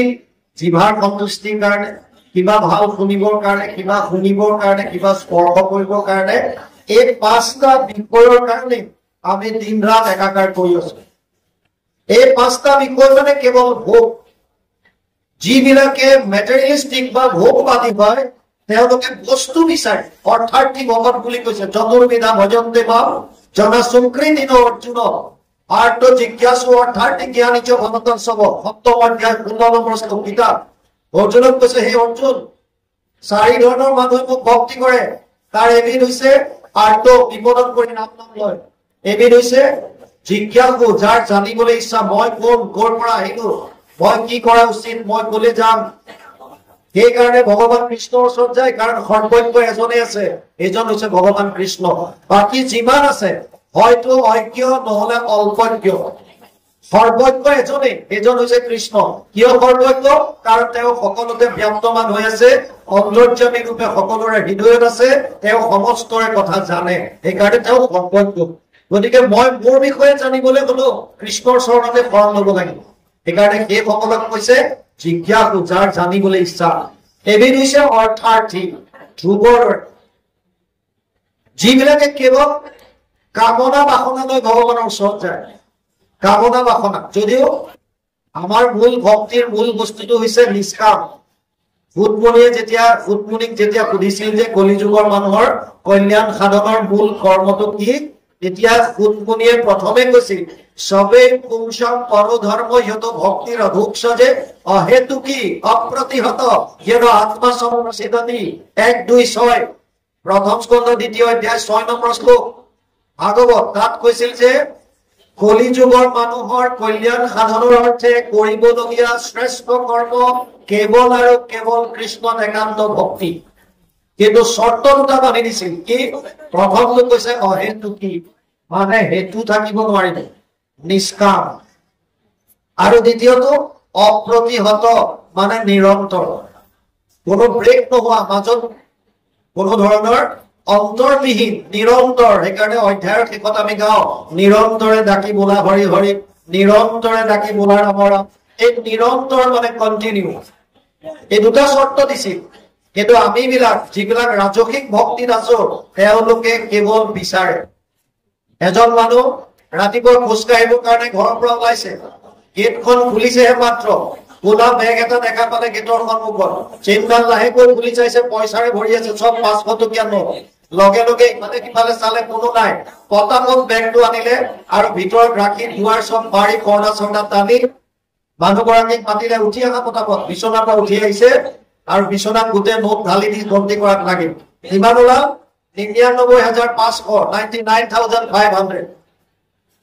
এতিয়া মানুহটোৰ মনত সন্তুষ্টি নাই ওপৰলৈ চাই কৈছে প্ৰভু আৰু টকা 500 দিয়া হলে পুৰা 1 লাখ হৈ যায় আৰু 500 টকা আমাৰ মন তেনেকুৱা আপোনালোক হয়তো তেনেকুৱা নহয় আমি বিদৰ আৰু লাগে হে কৃষ্ণ বিষয়ত কৰিয়া কেৱল আৰু লাগে বিষয়বিলাক ৰূপ ৰং গন্ধ স্পৰ্শ তাতে সুখ আছে বুলি ভাবি সেইবিলাক বস্তু পাবৰ কাৰণে যিসকলে ভগৱান কৃষ্ণৰ ওচৰত আহিছে যিসকলে কৃষ্ণ ভক্তি কৰিছে কেৱল আৰু কেৱল এইটোৰ কাৰণে সেইবিলাকক কৈছে এই ৰাজসিক ভক্তি বিষয়ত কৰিয়া কি বিচাৰিছে যশ বা ঐশ্বৰ্য চাবে মই কৈছিলো আপোনালোকক যশ বিচাৰে মোক মানুহে ভকত বুলি কওক মোক মানুহে জ্ঞানী বুলি কওক মোক মানুহে অমুকটো কওক এইকাৰণেহে মই কৰিছো কিন্তু ভিতৰত মোৰ একোটো নাই যদি তেনেকৈ ভক্তি কৰিছো এয়া ৰাজসিক ভক্তি মানুহে কওক মানুহে ভাল বুলি ক'বৰ কাৰণে মই কৰিছো আচলতে মই নিজৰ ভালপা কৰা নাই কিয় কৰিছো মানুহে ভাল বুলি কওক সেইটো ভক্তি কৰি লাভ নাই আৰু তৃতীয়ত কৈছে প্ৰতিমাত নহওক পূজন কিছুমান আছে প্ৰতিমা নহলে তেওঁলোকে পূজন কৰিব নোৱাৰে কিয় যেনেকৈ সৰু ল'ৰা ছোৱালী যেতিয়া স্কুলত যায় যেতিয়া স্বৰবৰ্ণ শিকায় অ মানে অমিতা এটা আঁকি দিয়ে অ মানে অমিতা আ মানে আম দেখুৱাই যে এইটো আম কিন্তু ডাঙৰ হোৱাৰ পাছত সিহঁতে অ মানে অমিতা বুলি বুজিব নেকি কেতিয়াও নুবুজে এতিয়া গম পাব যে স্বৰবৰ্ণৰ এইটো এটা আখৰ প্ৰথম আখৰ এইটো অ তেনেকৈ অ মানে কমলা সৰুকে শিকায় এনে ধৰণৰ যিসকল ভকত এইসকলক প্ৰাকৃত ভকত বুলি কৈছে প্ৰাকৃত ভকত কপিলে দেৱহূতিক কৈছে যে যিসকলে অহং সৰ্বেষু ভূতেষু ভূতাত্মানাম অৱস্থিত সদা তম অৱজ্ঞায় মাম মৰ্ত ভূতে অৰ্চ বিৰম্বনম 3:29-21 তৃতীয় স্কন্ধ 29 নম্বৰ অধ্যায় 21 নম্বৰ শ্লোক কপিলে মাক দেৱহূতিক কৈছে মা মই সমস্ত প্ৰাণীৰ শৰীৰত বিৰাজমান হৈ আছো সমস্ত ভূতত ব্যাপী আছো মই হৰি সভাকো মানিবা তুমি বিষ্ণু বুদ্ধি কৰি বৈকুণ্ঠ পয়নত যিটো লিখিছে উদ্ধৱ কৃষ্ণই কৈ যোৱা কথাষাৰ গুৰুজনাই লিখিছে ঠিক তেনেকৈ কপিলেও কৈছে সমস্ত ভূতত মই আছো সৰ্বক্ষণে মোহক অৱজ্ঞাতি কৰে যিটো জনে বেদমন্ত্ৰে প্ৰতিমাত কৰয় অৰ্চন নাহি তাৰ ফল কিছু হবে বিৰম্ব যদি কোনোবাই কৰিছে কৰা সকলক ইয়াত ৰাজসিক ভক্তিৰ ঘনিষ্ঠতমত ৰাখিছে যদি প্ৰতিমাত কৰিছে তেওঁলোকক ভাগৱতে প্ৰাকৃত ভগত নাম দিছে একেবাৰে ঘনিষ্ঠতম এয়া ৰাজসিক ভক্তি তাৰ মানে ৰাজসিক ভক্তি তামসিকতকে অকণমান ওপৰত কিয় ইয়াত বেলেগৰ অন্যায়টো নাই তামসিক ভক্তিত বেলেগ মানুহৰ অন্যায়টো আছে কাৰোবাৰ বংশৰতা বিচাৰিছে বেয়াটো বিচাৰিছে কাৰোবাৰ হিংসা কৰিব বিচাৰিছে এইবিলাক বস্তু ইয়াত নাই ইয়াত নিজক লাগে নিজৰ বিষয়ক ভোগ কৰিবলৈ লাগে বিষয়ত কৰিয়া চব বিচাৰিছে ঐশ্বৰ্য বিচাৰিছে ইয়াত নিজক ইয়াত বেলেগৰ অপকাৰটো নাই কাৰণ ইয়াত মধ্যত ৰাখিছে এতিয়া আছে সাত্বিক পাপৰ হওক নাশ ভগৱন্ত হওক প্ৰীতি নুহি অৱশ্যকে বিধি মানি ই তিনি প্ৰকাৰ ভক্তি কৰিলে সাত্বিক বুলি নিশ্চয় মই কহিলো বখানি সাত্বিক ভক্তিটো বৰ সুন্দৰকে বুজাইছে ইয়াত সাত্বিক আৰু নিষ্কাম ভক্তিৰ মাজত বৰ বিশেষ পাৰ্থক্য নাই এইটো বুজি লওক সাত্বিক ভক্তি আৰু নিষ্কাম ভক্তিৰ মাজত বৰ বিশেষ ডিফাৰেন্স নাই সাত্বিক ভক্তি কি আছে সকাম বুলি একাৰণে ক'লে যে তাতো স্বাৰ্থ আছে কি স্বাৰ্থ পাপ মোৰ হওক না ভগৱানক প্ৰাৰ্থনা কৰিছে হে প্ৰভু যদি মোৰ দ্বাৰা কিবা পাপ হৈছে অপৰাধ হৈছে তেতিয়াহ'লে সেয়া ক্ষমা কৰিব আমি গায়ে থাকো অপৰাধ বিলাকত মোৰ সম পাপী লোকক গায়ে থাকো এই যে পাপ না হওক বুলি আমি যে প্ৰাৰ্থনা কৰি আছো ভগৱানৰ ওচৰত আপুনি সাত্বিক ভক্তিতে আছে যদি বাকী কামনা বাসনা নাই মোৰ যদি অজানিতে কৰবাত পাপ হৈ গ'ল মই নজনাতে কিবা কৰিলো কিবা এটা হৈ গ'ল ইয়াৰ পৰা মোক ক্ষমা কৰা বুলি ভগৱানক যেনে কৰিছে এইটো কৈছে সাত্বিক ভক্তি পাপ মোৰ হওক না কিন্তু সাত্বিক ভক্তিৰো ই কনিষ্ঠতম মই তিনিটা স্তৰ কৈছিলো সাত্বিকৰ উত্তম মধ্যম কনিষ্ঠ ইয়াত পাপ মোৰ হওক নাটো আহিছে কনিষ্ঠতম দ্বিতীয়টো কি ভগৱন্ত হওক প্ৰীতি ভগৱানে মোক ভাল পাওঁ মই ভক্তি কৰিছো মোক ভগৱানে ভাল পাওঁ ভগৱানে কেতিয়া ভাল পাব কেনেকৈ ভক্তি কৰিলো অকল গুৰু গৃহত সোমাই আপুনি ৰাতিপুৱা সন্ধিয়া গুৰু সেৱা যিটো আমাৰ নিয়ম বান্ধি দিছে সেইটোতো আমি কৰিমেই কিন্তু সেইটোৱে ভক্তি নহয় গীতাত কৈছে অদ্বৈত সৰ্বভূতানাম মৈত্ৰ কৰুণ এবচ নিৰ্মম নিৰহংকাৰ সম দুঃখ সুখ শ্ৰমী সন্তুষ্ট সততাম যোগী অততাম দৃঢ় নিশ্চয় ময়ো অৰ্পিত মন বুদ্ধিৰ যোগ মদভক্ত স্বামী প্ৰিয় দ্বাদশ অধ্যায় 13 আৰু 14 নম্বৰ শ্লোক কিতাপ তাত কৈছে হে অৰ্জুন যিজন অদ্বৈত সৰ্বভূতানাম সমস্ত প্ৰাণীৰ প্ৰতি যিজনৰ মনত তিল মানো দ্বেষ ভাৱ নাই আপুনি ভগৱানে ভাল পাবৰ কাৰণে কি কেনেকে ভক্তি কৰিব কোনো প্ৰাণীৰ প্ৰতি মনত বেয়া ভাৱ আনিব নোৱাৰিব নাম্বাৰ 1 অদ্বৈত সৰ্বভূতানাম মাজতে তিনিটা বগী ভেকুলী চাপ্লাই দিছিল চাইনাত দুটা বগী পুৰা একদম ফুল বন্ধ এটা খোলা আগতে য'ত কয়লা চয়লা পঠায় কাঠৰ লক্স বিলাক পঠায় যে ওপেন বগী থাকে নহয় এই গুডছ ট্ৰেইন বিলাকত মালগাড়ী বিলাকত তেনেকুৱা এটা ভেকুলী এটা পুৰা এটা বগী ফুল কৰি পঠিয়াইছে আৰু দুটা পুৰা বন্ধ কেইটামান ষ্টেচন যোৱাৰ পাছত ৰেলৱে ইন্সপেক্টৰ এজনে চালে আৰু চেক কৰি পালে যে দুটা বাৰু বন্ধ বগীত পঠিয়াইছে ঠিক আছে ইয়াতো চাইনা গুচি যাব কিন্তু এই যে খোলা বগীত যে পঠালে ইয়াৰ ভেকুলী বিলাক দেখোন সব জপিয়াই জপিয়াই ওলাই সব গুচি যাব এটাও চাইনা নাপায় এইকাৰণে লগে লগে ফোন কৰিলে আপোনালোক ইমান কেয়াৰলেছ এনেকৈ কিয় পঠাইছে আৰু উত্তৰ আহিল যে চিন্তা কৰিবলগীয়া একো নাই বোলে কিয় এয়া যিখিনি ভেকুলী আমি ওপেন বগীত পঠাইছো এয়া সব অসমৰ ভেকুলী এতিয়া ইন্সপেক্টৰজনে সুধিলে অসমৰ ভেকুলীৰ বিশেষত্ব কি কৈছে এটা যদি অকমান ওপৰলৈ উঠিব বিচাৰে দুটাই ভৰিত ধৰি তললে আমাৰো একে গতি আপোনাৰ গাঁৱত যদি কোনোবা এগৰাকীয়ে দিহানাম ভালকে গাব পাৰিছে কোনোবাই যদি বিহুৱা দল এটা উলিয়াইছে কোনোবাই যদি ফুটবলত ভাল টিম এটা উলিয়াই খেলিবলৈ গৈছে কেনেকৈ পিছফালৰ পৰা তাক কেনেকৈ অপমান কৰো কেনেকৈ তেওঁক দবাই ৰাখিব পাৰো এইবিলাক হৈছে আমাৰ মনৰ ভাৱ আৰু তাৰ পাছতো যদি কওঁ যে আমি ভকত তেতিয়াহ'লে লাভ হয় ভকত হ'বৰ কাৰণে আপোনাৰ আচৰণত শুদ্ধতা লাগিব নাম্বাৰ 1 আপুনি যিমান বাহ্যিক ক্ৰিয়া নকৰক কিয় মনত যদি শুদ্ধতা নাই আপুনি ভকত হ'ব নোৱাৰে চিধা কথা এইটো যোনে যেনেকে নকওক আপুনি কিমান নাম গাব জানিছে কিমান ভাগৱত ক'ব পাৰিছে কিমান কিবা কৰিব পাৰিছে সেইটো পিছৰ কথা সমস্ত প্ৰাণীৰ প্ৰতি যদি মনত অদ্বৈত দ্বেষ ভাৱ যদি আপোনাৰ অন্তৰত যেতিয়ালৈকে নাই তেতিয়াহে আপুনি হ'ব পাৰিব যদি দ্বেষ আছে বেলেগক যদি বেয়া পায় তেতিয়াহ'লে কিহৰ ভকত কেনেকৈ ভকত হ'ব পাৰে কেনেকে হ'ব পাৰে সেইকাৰণে প্ৰথমটো কোৱালিটি ভগৱান কৃষ্ণ অৰ্জুনক কৈছে অদ্বৈত সৰ্বভূতানাম দ্বিতীয় কৈছে মৈত্ৰেয় কৰুণ এবচ মিত্ৰ সব মিত্ৰৰ কথাটো এনেকুৱা আপুনি সকলোকে নিজৰ মিত্ৰ বুলি ভাবক তেওঁ আপোনাক কি ভাবিছে এইটো আপুনি বাদ দিয়ক যদি এইটো ভাব আছে আকৌ শুনক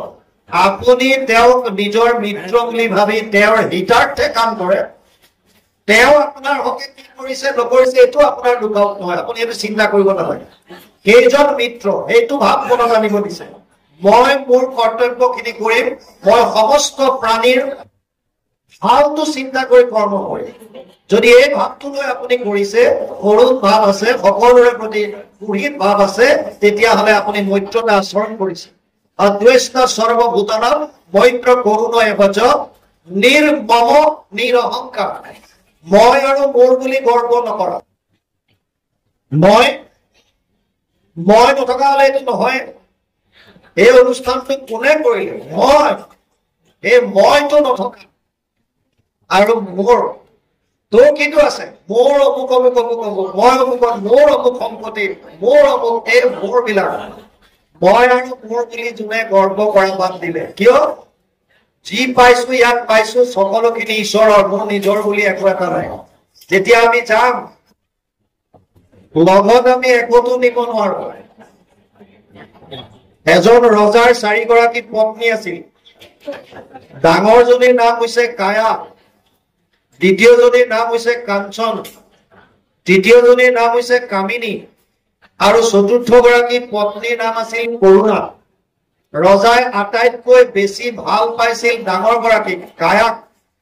সেইকাৰণে যিমান যুদ্ধ বিগ্ৰহ কৰি ধন সোণ লুটি আনে তাৰ বেছিভাগ তেওঁ ডাঙৰ গৰাকী পত্নীক সজাওঁতে কৰাওঁতে খৰচ কৰে সুন্দৰ সুন্দৰ অলংকাৰ আনি দিয়ে বস্ত্ৰ আনি দিয়ে মেকআপৰ বস্তু আনি দিয়ে আজিকালি যেনেকৈ কি কয় এইটো পাৰ্লাৰত গ'লে 800 900 1000 1200 1500 কিমান লৈ লয় সেইবিলাক গতিকে এই যিমান সজাওঁতে কৰাওঁতে পইচা লগাইছে ক'ত কায়াৰ ওপৰত কায়া দ্বিতীয় গৰাকী হৈছে কাঞ্চন কেতিয়াবা কিছুমান অনুষ্ঠানত যাবলগীয়া হলে কাঞ্চনক লগত লৈ যায় কায়াতকে অকণমান কম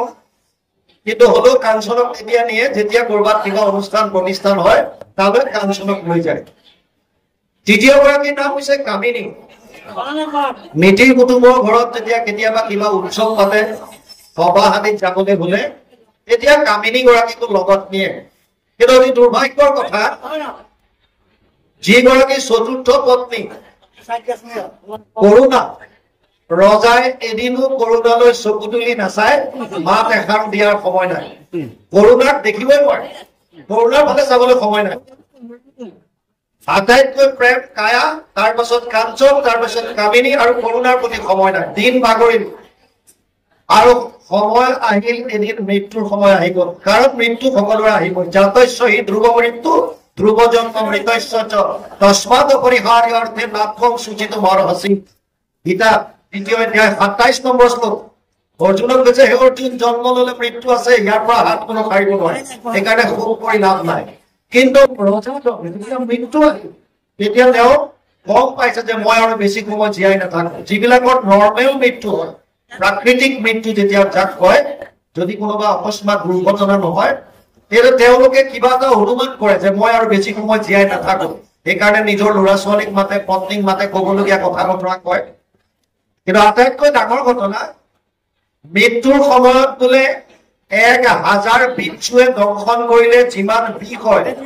সিমান বিষ এজন মানুহে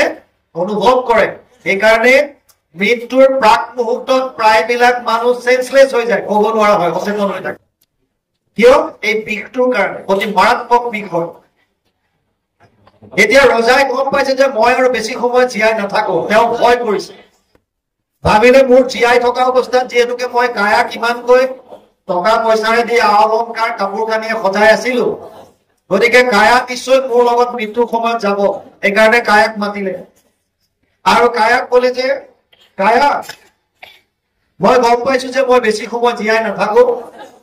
আৰু মোৰ অকলে যাবলৈ ভয় লাগিছে তুমি মোৰ ওচৰত থাকা মোৰ লগত তুমি যাব লাগিব কায়াই কৈছে জান মই কিয় যাওঁ তোমাৰ মৃত্যু আহিছে তুমি যোৱা মই তোমাৰ লগত যাব নোৱাৰো ৰজাই বৰ দুখ পাল তুমি তেনেকেহে ক'লানে গোটেই জীৱনটো তোমাৰ কাৰণে মই কষ্ট কৰিলো অন্যায় ভাৱে হওক অনীতি ভাৱে হওক যুদ্ধ কৰি হওক যেনেকে হওক টকা পইচা আনি তোমাক মই সজালো কৰালো তোমাক খোৱালো আজি মোক যেতিয়া তোমাৰ প্ৰয়োজন হৈছে তুমি ডাইৰেক্ট না ক'লা ভাবিলে কাঞ্চন যাব নেকি কাঞ্চনক মানিলে হেৰা কাঞ্চন শুনিছা বাইদেউৰ কথা ইমানকৈ তোমাৰ লগতকে বেছি মৰম কৰিছিল আৰু আজি মোক একে আশাৰে কৈ দিলে যে মই তোমাৰ লগত নাযাওঁ কাঞ্চন তুমিতো মোৰ লগত যাবা কাঞ্চনে ক'লে মহাৰাজ মইতো নাযাওঁৱেই মই আপোনাৰ মৃত্যুলৈ মাত্ৰ বাট চাই আছো আপোনাৰ মৃত্যু হোৱাৰ লগে লগে মই বেলেগলৈ পলাই গুচি যাম মই কেৱল আপোনাৰ মৃত্যুলৈ বাট চাই আছো যিদিনাই মৃত্যু হ'ব যেতিয়াই মৃত্যু হ'ব মই আপোনাক তৎক্ষণাত বাদ দি বেলেগলৈ পলাই যাব ৰজাই আৰু দুখ পালে ৰজাই তৃতীয় গৰাকী পত্নীক মাতিলে কামিনী আহিল কামিনীক ক'লে শুনিছানে তুমি মোৰ লগত যাবা দুজনী বাইদেউৰাই মানা কৰি দিলে কামিনীয়ে ক'লে হয় মহাৰাজ মই আপোনাৰ লগত যাম কিন্তু শ্মশানলৈ মানে আপোনাক ইফালে চিতাত উঠাব মই ঘৰলৈ গুচি আহিম বোলে এইটো কি যোৱা কৈছে তাতকে বিশেষ মই কৰিব নোৱাৰিম এতিয়া চতুৰ্থ গৰাকীক কেনেকৈ সোধে কাৰণ জীয়াই থাকোঁতে কোনোদিন চতুৰ্থ গৰাকীক মাত এষাৰ দি নাপালে চতুৰ্থ গৰাকী পত্নী কৰুণা নিজে নিজে আগবাঢ়ি আহিছে আৰু আহি পেলাই মহাৰাজক ক'লে স্বামী হে মহাৰাজ মোক এবাৰ সুধি চোৱা কিজানি মই তোমাৰ লগত যাবলৈ সাজু হওঁ বা ৰজাই ক'লে কেনেকৈ সুধিম জীয়াই থাকোঁতে তোমাক মই মাত এষাৰ দি নাপালো তোমাৰ বাবে চাই নাপালো তোমাৰ নাম লৈ নাপালো আৰু এতিয়া মই কেনেকৈ কম তোমাক কৰুণাই ক'লে ক'ব নালাগে কিন্তু তুমি মোক মৰম কৰা নকৰা পিছৰ কথা মই কিন্তু তোমাক লগ এৰা নিদিওঁ মই তোমাৰ লগত যাওঁ কোনে কায়া কোনে কাঞ্চন কোনে কামিনী কোনে কৰুণা কায়া হৈছে আমাৰ শৰীৰটো আমি এই শৰীৰটোক সজাবৰ কৰাবৰ কাৰণে আশা বৰ্ষা সুধীৰ বন্ধ কাম ক্ৰোধ পৰায়ণ ইহন্তে কাম ভোগাৰ্থম ন্যায়েন অৰ্থ সঞ্চয় হস্তাদশ অধ্যায় 12 নম্বৰ শ্লোক গীতা অৰ্জুনক কৈছে হে অৰ্জুন আহাৰ পাশত বন্দী হৈ মানুহে দুৰ্নীতিৰ দ্বাৰা টকা সংগ্ৰহ কৰে কিহৰ কাৰণে এই শৰীৰটো ভাৰাম দিবৰ কাৰণে কিন্তু মৃত্যুৰ সময়ত এই শৰীৰ ইয়াতে পৰি থাকিব বিস্তাপ পলু চাই ইয়াৰ শেষ অৱস্থা তিনিটা গতিকে কায়া হৈছে আমাৰ শৰীৰটো কাঞ্চনৰ অৰ্থ হৈছে সোণ আগতে ধন টকা পইচা সুবৰ্ণৰ আছিল কাঞ্চন শব্দটোক ধন টকা পইচা সম্পত্তিৰ লগত তুলনা কৰিছে আমাৰ নামত আপোনালোকৰ নামত যিমান ধন টকা পইচা বেংক বেলেন্স সম্পত্তি আছে আপোনাৰ মৃত্যুৰ লগে লগে এইটো আপোনাৰ নমিনীলে উত্তৰাধিকাৰীলে ট্ৰান্সফাৰ হৈ যাব তাৰ মানে আপোনাৰ নামত একো নাথাকে এইটো হৈছে বেলেগলে পলাই যোৱা পৰিকলে বাদ চাই থকা কাৰণ আপুনি যোৱাৰ লগে লগে আপোনাৰ নামত থকা ধন টকা পইচা সম্পত্তি হয়তো আপোনাৰ পত্নী আপোনাৰ স্বামী আপোনাৰ সন্তান তেওঁলোকলে ট্ৰান্সফাৰ হৈ গুচি যাব এইকাৰণে কাঞ্চনে কৈছে মই কেৱল আপোনাৰ মৃত্যুলে চাই আছো মৃত্যু হোৱাৰ লগে লগে বেলেগলে পলাই গুচি যাম তৃতীয় হৈছে কামিনী হৈছে মিতিৰ কুটুম আমাৰ গাঁৱৰ মানুহ মিতিৰ কুটুম গাঁৱৰ মানুহবিলাকে এজনৰ মৃত্যু হলে শ্মশানলৈকে যায় আৰু খুচি কাটি ডেড বডিটো তেওঁলোকে জ্বলাই দাহন কৰে আলোচনা কৰে বেচেৰাটো বৰ ভাল আছিল বিপদে আপদে সহায় কৰিছে বৰ দুখ লাগিছে ই যোৱাৰ কাৰণে বিৰাট কষ্ট পাইছে কিন্তু ঘৰলৈ আহি পত্নীক ক'ব হে শুনিছা ৰাতিপুৱাৰ পৰা চাহ একাপ খাবলৈ পোৱা নাই অকমান ভালকে চাহ একাপ বনাই দিয়ে হয়তো শেষ তাতে দুখ তাতে শেষ এয়া হৈছে কামিনী আৰু কৰুণা যাক আমাৰ জীৱন্ত অৱস্থাত চাবৰ কাৰণে সময় নাই মাত এষাৰ দিবলৈ সময় নাই এই কৰুণা হৈছে ভগৱান পৰমাত্মা যি আত্মাৰ লগত যায় আপুনি জ্বলেকে যাওক আপুনি যিয়ে শৰীৰ ধাৰণ কৰক আপোনাৰ লগে লগে ফুৰিব এজনেই তোৱা সুপৰ্ণ সয়ুজা সখায়া সমানম বৃক্ষম পৰিচয় ৱাজতে তৈবনন্যম বিপলাদ স্বাদস্তি স্নানম খাদ্য অভিষক্ষিতি শ্বেত চতুৰ্মণিকত চতুৰ্থ অধ্যায় 6 নম্বৰ শ্লোক তাত কৈছে এক বৃক্ষে দুই পক্ষী ৰূপে দুই কো সম দেখি দুইৰো দুই সখা নিৰন্তৰ এক বৃক্ষে ফল খায় তবুলিতে শুকাই যায় নাখায় যিটো খুটি গুণে ভৰ সেহি তুমি পৰমাত্মা সংসাৰ বৃক্ষত আছা কৰ্মফল নকৰা ভোজন জীৱাত্মাও আছে তাতে মায়া অহংকাৰৰ মতে কৰ্মফল গুঞ্জে সৰ্বক্ষণ গতিকে যাব আমাৰ লগত কেৱল আৰু কেৱল পৰমাত্মা ভগৱান যিজন ভগৱানে আপোনাক কোনোদিন নেৰে এইজন ভগৱানক দিবলৈ আপোনাৰ মোৰ হাতত সময় নাই এই মই বৰ ব্যস্ত আছো মোৰ সময় নাই কিয় ভগৱানক দিবলৈ সময় নাই কিন্তু সেইজনেহে আপোনাৰ লগত যাব এইজনেহে যাব সেইকাৰণে ভগৱানৰ প্ৰীতি সাধনৰ কাৰণে গীতাত কৈছে অভ্যস্ত সৰ্বভূতানাম মিত্ৰ কৰুণায় বাচ নিৰ্মম নিৰহংকাৰ এইবিলাকক অহংকাৰ কৰি লাভ নাই সময়ত আপোনাক কোনেও লগ নিদিয়ে সম দুঃখ সুখ ক্ষমী যিজন মানুহে সুখ আৰু দুখত সম হৈ থাকে সুখ আহিলেও কোনো কথা নাই ঈশ্বৰে দিছে একো নাই দুখ আহিলেও কোনো কথা নাই ঈশ্বৰে দিছে একো নাই যদি সেইটো মনোবৃত্তি ল'ব পাৰো তেতিয়াহ'লে সেইজন ভগৱানৰ প্ৰিয় হয় বুলি কৈছে আৰু কোনজন ক্ষমাবান যোনে ক্ষমা কৰি দিছে আপুনি যদি কাৰোবাৰ ওচৰত ভুল কৰিছে নিজে গৈ পেলাই ক্ষমা খুজক যদি কাৰোবাক ক্ষমা কৰিবলগীয়া আছে তেতিয়াহ'লে ক্ষমা কৰি দিয়ক মনত কাৰো প্ৰতি দ্বেষ ভাৱ কৰি নাৰাখিব আৰু কোনজনক ভগৱানে ভাল পায় সন্তুষ্ট সততাম যোগী সততাম দৃঢ় নিশ্চয় যিজনে যিটো পোৱা তাতে হৈ বা সন্তোষিত মন এতেক প্ৰকাৰে তুষ্ট সত্য নাৰায়ণ যিটো পাইছে তাতে সন্তুষ্ট থাকে যিটো পায় তাতে সন্তুষ্ট থকাটো সেইজনক ভগৱানে ভাল পায় গতিকে ইয়াত কৈছে পাপ মোৰ হওক না সাত্বিক ভক্তিৰ কনিষ্ঠ ভগৱন্ত হওক প্ৰীতি মধ্য আৰু সাত্বিক ভক্তিৰ উত্তৰটো নুহি অৱশ্যকে বিধি মানিব বিধি মানে কৰিবলগীয়া do আৰু don't যিটো কয় শাস্ত্ৰত দুটা বস্তুৱে পাব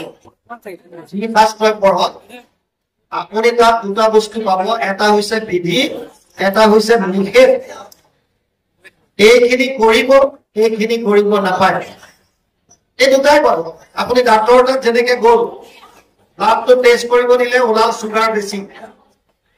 এটা চুগাৰ বেছি হোৱাৰ কাৰণে ডাক্তৰে আপোনাক এখন প্ৰেছক্ৰিপশ্যনত লিখিলে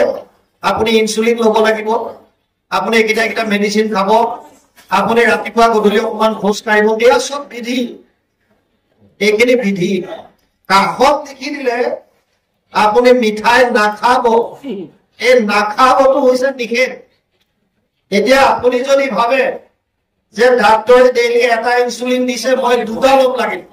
কিন্তু মই মিঠাইটো কিন্তু খাম সেইটো মই নকৰো তেতিয়া লাভ নহ'ব আপুনি ভক্তি কিমান কৰিব পাৰিছে জীৱক কিমান প্ৰেম কৰিব পাৰিছে ইয়াতকৈ ডাঙৰ কথা হৈছে আপুনি কাৰোবাৰ অন্যায় কৰিছে নেকি কৈ দিছো ভক্তি প্ৰথমতে দুবিধ নিষ্কাম ভক্তি সকাম ভক্তিক প্ৰথমতে তিনিটা ভাগ কৰিছে সাত্বিক ৰাজসিক তামসিক প্ৰত্যেকৰে তিনিটাকৈ ভাগ আছে উত্তম মধ্যম কনিষ্ঠ আৰু এই তিনিটাৰে আকৌ নৱবিধকৈ সাধন ক্ৰিয়া আছে গতিকে 3 নগুণ 27 বিধ তামসিক 27 বিধ ৰাজসিক আৰু 27 বিধ সাত্বিক 27 3 গুণ 81 গতিকে ইয়াত কৈছে এইকাৰণে একবিধি নৱ প্ৰকাৰে হৈ আছে ভেদ তাক বুজি বাহা দিয়া মতি সগুণ ভকতি এহি একাধিক 80 বিধ এক অধিক 80 তাৰ মানে 81 এইকাৰণে ভক্তি যুগত সকাম ভক্তি 81 বিধ বুলি কোৱা হয় এই 81 বিধৰ ভাগটো ভাগৱতে এনেকৈ কৈছে এতিয়া নিৰ্গুণ ভক্তিৰ কথা আহিব তাৰ আগত অকণমান উপদেশ দিছে বাপজনে উপদেশখিনি পাঠ কৰি কৃষ্ণ ৰাম ঘুনি উক সভাপদ তৃতীয় স্কন্দৰ পদ ভুজি উক ভক্তিৰ নিৰ্ণয় সগুণ ভকতি যত কৰি তাংক পৰিহাৰ নিৰ্গুণক কৰিও আশ্ৰয় দেখা কেন কৃপা কৰি আপুনি কন্ত কৰি ভকতিৰ কৰি নানা ভাগ এতেকে নিৰ্গুণ ভক্তি হৰি উপনিভ কৰি তেবে ঈশ্বৰক পাই বেলা নমো নমো দীনবন্ধু কৃষ্ণ দেৱ কৃপা সিন্ধু তদিও পাবে পক্ষী লোক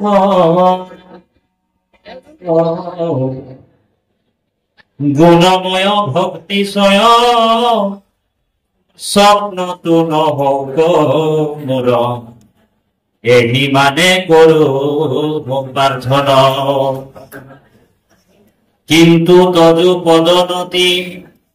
একান্ত প্ৰেমৰতি ৰৌক মোৰ নৌক আন কাম সময় যাৰ যত জন হৌক মাধৱ মন দাপচাৰী বোলা ৰাম ৰাম হৰি ৰাম ৰাম কৃষ্ণ গুৰুজনাই এক শৰণ হৰিনাম ধৰ্ম প্ৰৱৰ্তন কৰাৰ পাছত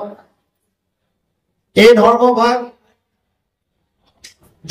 জনগণৰ কাষলৈ লৈ যাবৰ কাৰণে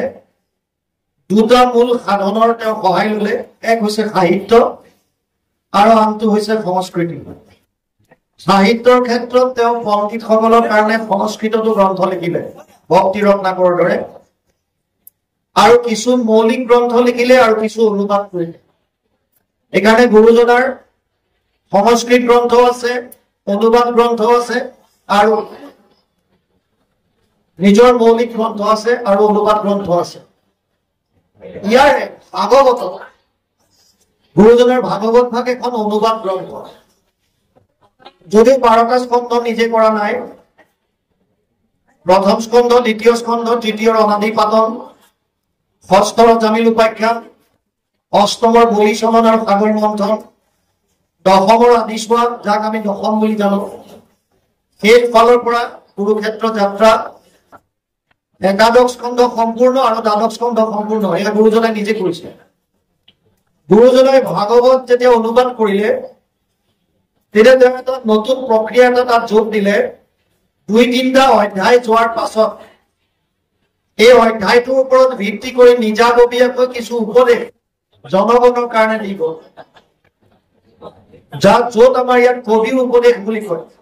এতিয়া গুৰুজনাই দি যোৱা এই প্ৰক্ৰিয়াটোকে তেওঁৰ অনুগামী যিসকল আছিল, অনিৰুদ্ধদেৱে কওক, গোপাল চৰণ দিছ কওক, অনন্ত কন্দলী কওক, যোনে যোনে কৰিছে পাছত তেওঁলোকেও এই প্ৰক্ৰিয়াটো ৰাখিলে। তৃতীয় স্কন্ধৰ অনাদি পতনৰ বাহিৰে বাকীখিনি ইয়াৰ গোপাল চৰণ দিছে কৰা। গতিকে তেওঁ তেনেকৈ উপদেশসকল ইয়াৰ ওপৰত যিখিনি আমি আলোচনা কৰিলো তাৰ ওপৰত ভিত্তি কৰি দি গৈছে। ইয়াত কৈছে শুনিওক সভাসদ তৃতীয় স্কন্ধৰ পদ, বুজিওক ভক্তিৰ নিৰ্ণয়, সগুণ ভকতি যত কৰিতাক্ষ পৰিহাৰ, নিৰ্গুণ কৰিবাচৰ। কবিয়ে কি কলে? তেওঁ কৈছে যে সগুণ ভক্তিটো বাদ দি পেলাই নিৰ্গুণ ভক্তি তাহাৰ, নিষ্কাম ভক্তি, যিটো সুদমুনিয়ে ভাগৱতৰ প্ৰথম স্কন্ধৰ 2য় অধ্যায় 6 নম্বৰ শ্লোকত কৈছে, সবেই পুংসাম পরধর্ম যত ভক্তির অধুক সদে অহেতুকি অপ্রতিহত যেন আত্মা সংপ্রসিদ্ধতি। অহেতুকি মানে হেতুবিহীন, নিষ্কাম, নির্গুণ। গতিকে আমাৰ মূল উদ্দেশ্য হব লাগে যিটো জীৱনত আহিছে প্ৰভুৰ কৃপা, ভাল যদি আমি যদি বিচৰা মতে পাইছো ঠিক আছে, বিচৰা মতে পোৱা নাই তেতিয়াও ঠিক আছে। প্ৰভুৱে যেনেকৈ ইচ্ছা কৰিছে, মোক তোক যিয়ে নহওক কিয় আমাৰ প্ৰাৰব্ধ যিটো লৈ আহিছো সেইটো ভোগ কৰিব লাগিব। গতিকে কৃষ্ণৰে কৃপা বুলি ভাবি যি পাইছো তাতে সন্তোষিত যদি হওঁ, তেতিয়া আপোনাৰ কাৰণে কি বস্তুৰ প্ৰয়োজন আপোনাতকে বেছি কোনে জানে? ভগৱান কৃষ্ণই। সেইমতে আপোনাক দিব। আপুনি ভাবিব পাৰে, আজি হয়তো আপোনাৰ অনুভৱ হৈছে এই বস্তুটো মই পোৱা নাই, ভগৱানক ইমান ভক্তি কৰো অথচ ভগৱানে মোলে চকু মেলি নাচালে, মই এই বস্তুটো পোৱা নাই। সেইকাৰণে আপুনি 10টা গালি হয়তো মনে মনে ভগৱানক দিব পাৰে। কিন্তু যদি সেই বস্তুটো পোৱাৰ পাছত এই বস্তুটোৰ পৰা যদি আপোনাৰ কিবা অপকাৰ হবলগীয়া আছে তেতিয়া, বা বস্তুটো পোৱাৰ পাছত যদি সেই বস্তুটোৱে আপোনাক কিবা অপকাৰ কৰে তেতিয়া আপুনি নিজে আজি বিচাৰিছে, ভগৱানে দিয়া নাই কিয়? আপুনি প্ৰকৃত ভকত, সেইকাৰণে ভাবিছে এই বস্তুটোৰ পৰা বাপজনৰ অপকাৰ হব গতিকে মই নিদিওঁ। কিন্তু আমি বুজাত গণ্ডগোল হয়। যদি আপুনি একো নিবিচাৰে তেতিয়া ভগৱানটো ভকতৰ অধীন, অহম ভক্ত পৰাধীন হি অস্বতন্ত্ৰ এব নিজ। নৱম অধ্যায় নৱম স্কন্ধ 4ৰ্থ অধ্যায় 63 নম্বৰ শ্লোকত কৈছে, অহম ভক্ত পৰাধীন হি অস্বতন্ত্ৰ এব নিজ সাধুবি সাধবী ভক্ত পৰাধীন ভক্তেৰ ভক্ত জনপ্ৰিয় ৯:৪৬ নৱম স্কন্ধ ৪:৬৩ নম্বৰ শ্লোক দুৰ্বাসাক কৈছিল যেতিয়া অমৰিকক দি থোৱা চক্ৰই দুৰ্বাসাক খেদি ফুৰিছিল তেতিয়া ভগৱান কৃষ্ণৰ ওচৰত গৈ পালেগৈ আৰু ক'লে আপোনাৰ চক্ৰৰ পৰা মোক ৰখাওক তেতিয়া ভগৱানে কৈছিল নোৱাৰিম মই ভক্তৰ অধীন মই স্বতন্ত্ৰ কেতিয়াও নহয় সি অস্বতন্ত্ৰ এব নিজ মই কেতিয়াও স্বতন্ত্ৰ নহয় সাধুবী ভক্তৰ হৃদয় ভক্তেৰ ভক্ত জনপ্ৰিয় মই সেইসকল সাধুৰ হৃদয়ে মোক ধাৰণ কৰি ৰাখিছে আৰু মই তেওঁলোকৰ অধীন হৈহে কৰ্ম কৰিব পাৰো তাৰ বাহিৰে মোৰ কোনো স্বতন্ত্ৰতা নাই গতিকে আপুনি যদি ভগৱানক ভক্তি কৰে শুদ্ধ সত্য ৰূপে তেতিয়া আপোনাৰ কাৰণে যিটো উপযুক্ত যেতিয়া যিটো আপোনাৰ প্ৰাপ্য সেইমতে ভগৱানে আপোনাক দি যাব মাত্ৰ আপোনাৰ আস্থা আৰু বিশ্বাসটো ৰাখিলে হ'ল ইয়াত সেইকাৰণে গোপাল চৰণ নিজে কৈছে অগুণ ভগতি যত পৰিতান্ত পৰিহাৰ নিৰ্গুণক পৰিবাশ্ৰয় দেখা কেন কৃপা কৰি আপুনি কহন্ত হৰি ভগতিক কৰি নানা ভাগ এতেকে নিৰ্গুণ ভক্তি ধৰিওক দৃঢ় কৰি তেবে ঈশ্বৰক পাইবা লাগ গোপাল চৰণ নিজে কৈছে চোৱাচোন কেনেকৈ কৃপা কৰি ভগৱন্ত কপিল প্ৰভুৱে মাক কোৱাৰ চলেৰে ভক্তিক নানা ভাগ কৰি পঢ়িয়াই আমাক বুজাই দিছে ভক্তি কেনেকুৱা ভাৱৰ ওপৰত যে গোটেইখিনি ভক্তি নিৰ্ভীত হৈ আছে ভাৱৰ ওপৰত যে ভিত্তি হৈ আছে এই কথাখিনি সুন্দৰভাৱে বুজাই দিছে সেইকাৰণে কৈছে তুমি যদি ঈশ্বৰক পাব বিচাৰিছা তেতিয়াহ'লে তুমি তেওঁৰ বস্তুবিলাকক বা ভোগপাদৰ বস্তুবিলাকৰ প্ৰতি আশা ত্যাগ কৰা অৰ্জুন যেতিয়া সহায় ভিক্ষা খুজিবলৈ যায় কুৰুক্ষেত্ৰৰ যুদ্ধৰ প্ৰাক মুহূৰ্তত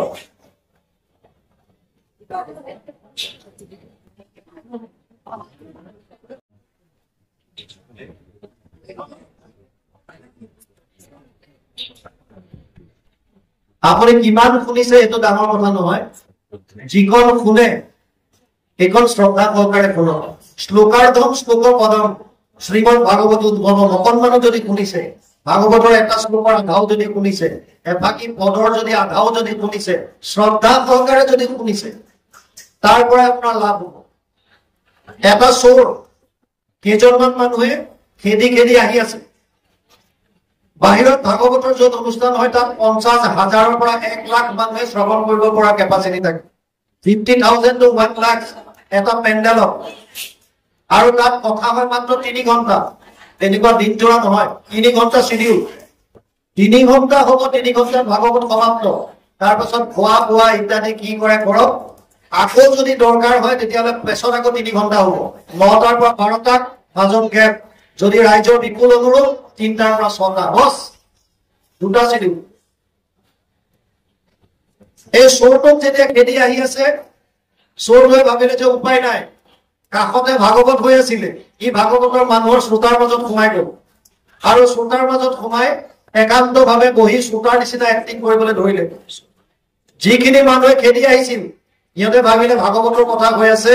ইয়াত গৈ পেলাই এতিয়া আমি কোনো অশান্তিৰ সৃষ্টি নকৰোঁ আৰু চোৰটোক বিচাৰি নাপাওঁ 50,000 1 লাখৰ মাজত ক'ত বহিল কোনে জানে সেইকাৰণে তেওঁলোক উভতি গ'ল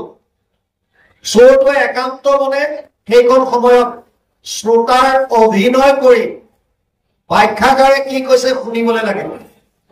সেই সময়ত ব্যাখ্যাকাৰে কৃষ্ণ প্ৰভু ভগৱন্তৰ শৃংগাৰ বৰ্ণনা কৰি আছে ব্যাখ্যাকাৰে কৈছিল শ্যাম সুন্দৰৰ শৰীৰটো সুঠাম বৰ্তমান সময়ত বোলে 6 পেক ই শেপ খুব সুন্দৰ সুঠাম আজানুলম্বিত বাহু আৰু কৈছে যে তেওঁৰ শ্যাম বৰণীয়া শৰীৰত যিখিনি চুলিখিনি কেঁকুৰা কেঁকুৰি আৰু তাত এটা সোণৰ কিৰীটি পৰিধান কৰে তাৰ ওপৰত ময়ূৰৰ পুচ্ছ থাকে চোৰটোৱে ভাবিছে বৰ ধনী মানুহ হ'ব চাগে সেইকাৰণে একান্ত মনে আৰু মন দিছে কনচেন্ট্ৰেশ্যন পাৱাৰ বাঢ়ি গৈছে ব্যাখ্যাকাৰে কৈছে শ্যাম সুন্দৰে গলত যিডাল হাৰ পিন্ধে সেয়া সোণৰ কৰ্ণত যি কুণ্ডল পিন্ধে সেয়া সোণৰ হাতত যি বাজু পিন্ধে সেয়া সোণৰ আৰু তেওঁৰ কঁকালত যিডাল কঁকালি মাৰে সেয়া সোণৰ পিতল বস্ত্ৰ পৰিধান কৰে আনকি তেওঁৰ যিটো বাঁহী আছে এইটো সোণৰ চোৰটোৱে ভাবিছে ইমান ধনী মানুহ ইয়াৰ এড্ৰেছটো ল'বই লাগিব ইয়াৰ ঘৰতে কিনি মাৰি বেলেগত গৈ লাভ নাই সেইকাৰণে একান্ত মনে শুনি আছে এই শ্যাম সুন্দৰ দেখিলে কেনেকৈ চিনি পাব আৰু ব্যাখ্যাকাৰ এজনে কৈ আছে ওখ পাখ সুন্দৰ কোঠা মুঠি অকমান মিঠা কৰণীয়া চুলিখিনি কেঁকুৰা কেঁকুৰি পুনৰ কিৰীটি পীত বস্ত্ৰ হালধীয়া বস্ত্ৰ পৰিধান কৰিছে সুন্দৰভাৱে কৈছে চোৰটোৱে ৰূপটো ধাৰণ কৰি গ'লে আৰু যেতিয়া ব্যাখ্যাৰ শিডিউলটো শেষ হ'ল লগে লগে ব্যাখ্যাকাৰৰ ওচৰত গৈ দীঘল দি পৰি গৈছে প্ৰভু আপুনি যিজন শ্যাম সুন্দৰৰ কথা কৈছিল তেওঁৰ ঠিকনাটো অকণ লিখি দিয়কচোন ব্যাখ্যাকাৰে ভাবিলে যে শ্ৰোতাও কেইবা ধৰণৰ থাকে তাৰে এবিধ হৈছে ৰসিক আৰু এবিধ হৈছে ভাবুক ভাৱত বিভোৰ হৈ যায় কিছুমান কথাৰ লগে লগে তেওঁ ভাবুক হৈ গুচি যায় সেইকাৰণে ভাবিলে আৰু কিছুমান ৰস স্বাদন কৰি থাকে ৰসিক বুলি কয়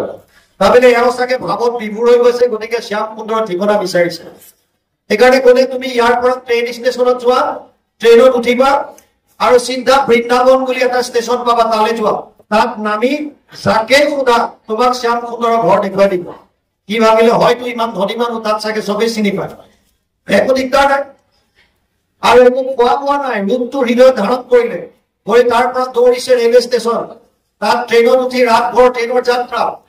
পানী এটুপিও খোৱা নাই কেৱল ৰূপটো ধাৰণ কৰিছে কেনেকৈ শ্যাম সুন্দৰক লগ পাব এই ধনী মানুহটোক ঘৰখন চাই ললে মই চুৰ কৰি গোটেই বস্তুবিলাক লৈ আহিম আৰু তাতকৈ ট্ৰেইনৰ পৰা নামি যাকে সুধিছে শ্যাম সুন্দৰৰ ঘৰ ক'ত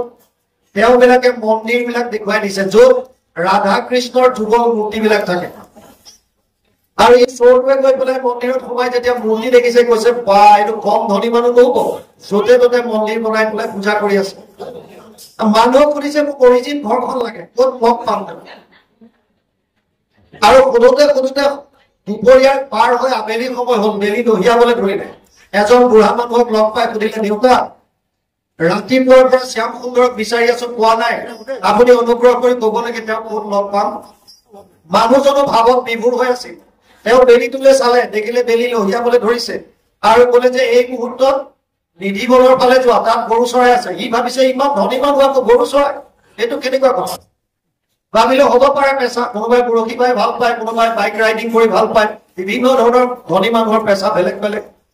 ভাবিলে চাগে এজনে গৰু চৰাই ভাল পায় ঠিক আছে বনৰ মাজত পালে হেঁচা মাৰি ধৰি গোটেই বস্তু সুৰক্ষাই ধৰিলো চোৰটো কাম নাই ওখ পাখ নিধিবনৰ ফালে গ'ল তাত গৈ যেতিয়া বিচাৰি ফুৰিছে বেলেগ বেলেগ গৰখীয়াবিলাক দেখিছে কিন্তু যিটো ৰূপ ধাৰণ কৰি গৈছিল ব্যাখ্যাকাৰজনে যিজন শ্যাম সুন্দৰৰ কথা কৈছিল সেইজন ব্যক্তিক লগ পোৱা নাই সন্ধিয়া খবৰ হ'ল লগ পোৱা নাই শেষত তেওঁ উৎকণ্ঠাত চোৰত চোৰত গৈ মাতিবলৈ ধৰিলে হে শ্যাম সুন্দৰ ভগৱানে গীতাত অৰ্জুনক কৈছে যে যথামম প্ৰপদ্যম দেতাম স্তথৈব ভজম্যহম চতুৰ্থ অধ্যায় 11 নম্বৰ শ্লোক মোক যোনে যেনেকৈ বিচাৰে মই তাক তেনেকৈ দৰ্শন দিম মোক যেনেকৈ যোনে ভজে মই তাক তেনেকৈ তাৰ ভজন কৰোঁ গতিকে যিটো তেওঁ হৃদয়ত ধাৰণ কৰি আছিল সেই ৰূপত তেওঁৰ সন্মুখত দেখা দিম যেতিয়াই ভগৱান কৃষ্ণক সন্মুখত দেখা পালে লগে লগে তেওঁৰ অজ্ঞানতা দূৰ হৈ গ'ল যেনেকৈ আপুনি অন্ধকাৰ কোঠা এটাত সোমাই লাইটৰ চুইচটো দিয়াৰ লগে লগে আন্ধাৰ নাইকিয়া হৈ পোহৰ হৈ যায় ভগৱানক দৰ্শন কৰাৰ লগে লগে চোৰটোৰ হৃদয়ৰ যিমানবিলাক সূৰ্য বৃত্তি অজ্ঞানতা আছিল সব নাইকিয়া হৈ ভক্তি বস্তু জ্ঞান বস্তু জাগ্ৰত হ'ল এতিয়া চোৰটো কৈছে তুমি মোক ইমানকৈ কিয় বিচাৰিছা সি কৈছে ভগৱান মোৰ ভুল হৈ গ'ল মই তুমি কোন বুজি পোৱা নাছিলো মই ভাবিছিলো যে এজন ধনী মানুহ মই চোৰ গতিকে মই চোৰ কৰাৰ মানসিকতা লৈ পেলাইহে তোমাক বিচাৰিছিলো কোৱা তোমাক কি লাগে কোৱা বোলে মোক এতিয়া একো নালাগে নাই মই জানিছো তোমাক কি লাগে এই বুলি গোটেই কিৰীটি খুলিলে বাজু খুলিলে আৰু কুণ্ডল খুলিলে সোণৰ মাহী কাপোৰত মেৰিয়াই টোপোলা কৰি দি দিলে এয়া লোৱা তুমি এয়া বিচাৰি মোৰ ওচৰলৈ আহিছা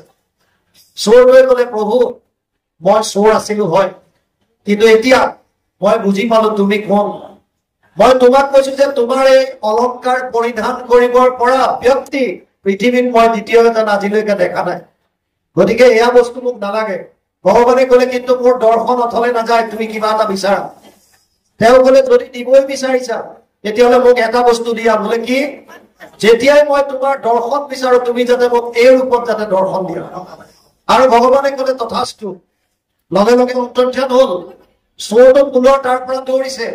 আকৌ ট্ৰেইনত উঠিছে ৰাতভৰ ট্ৰেইনৰ যাত্ৰা আৰু পাছদিনা আহি পেলাই ব্যাখ্যাকাৰজনৰ চৰণত দীঘল দি পৰিল আৰু ক'লে হে প্ৰভু ঈশ্বৰ মই এটা চোৰ আছিলো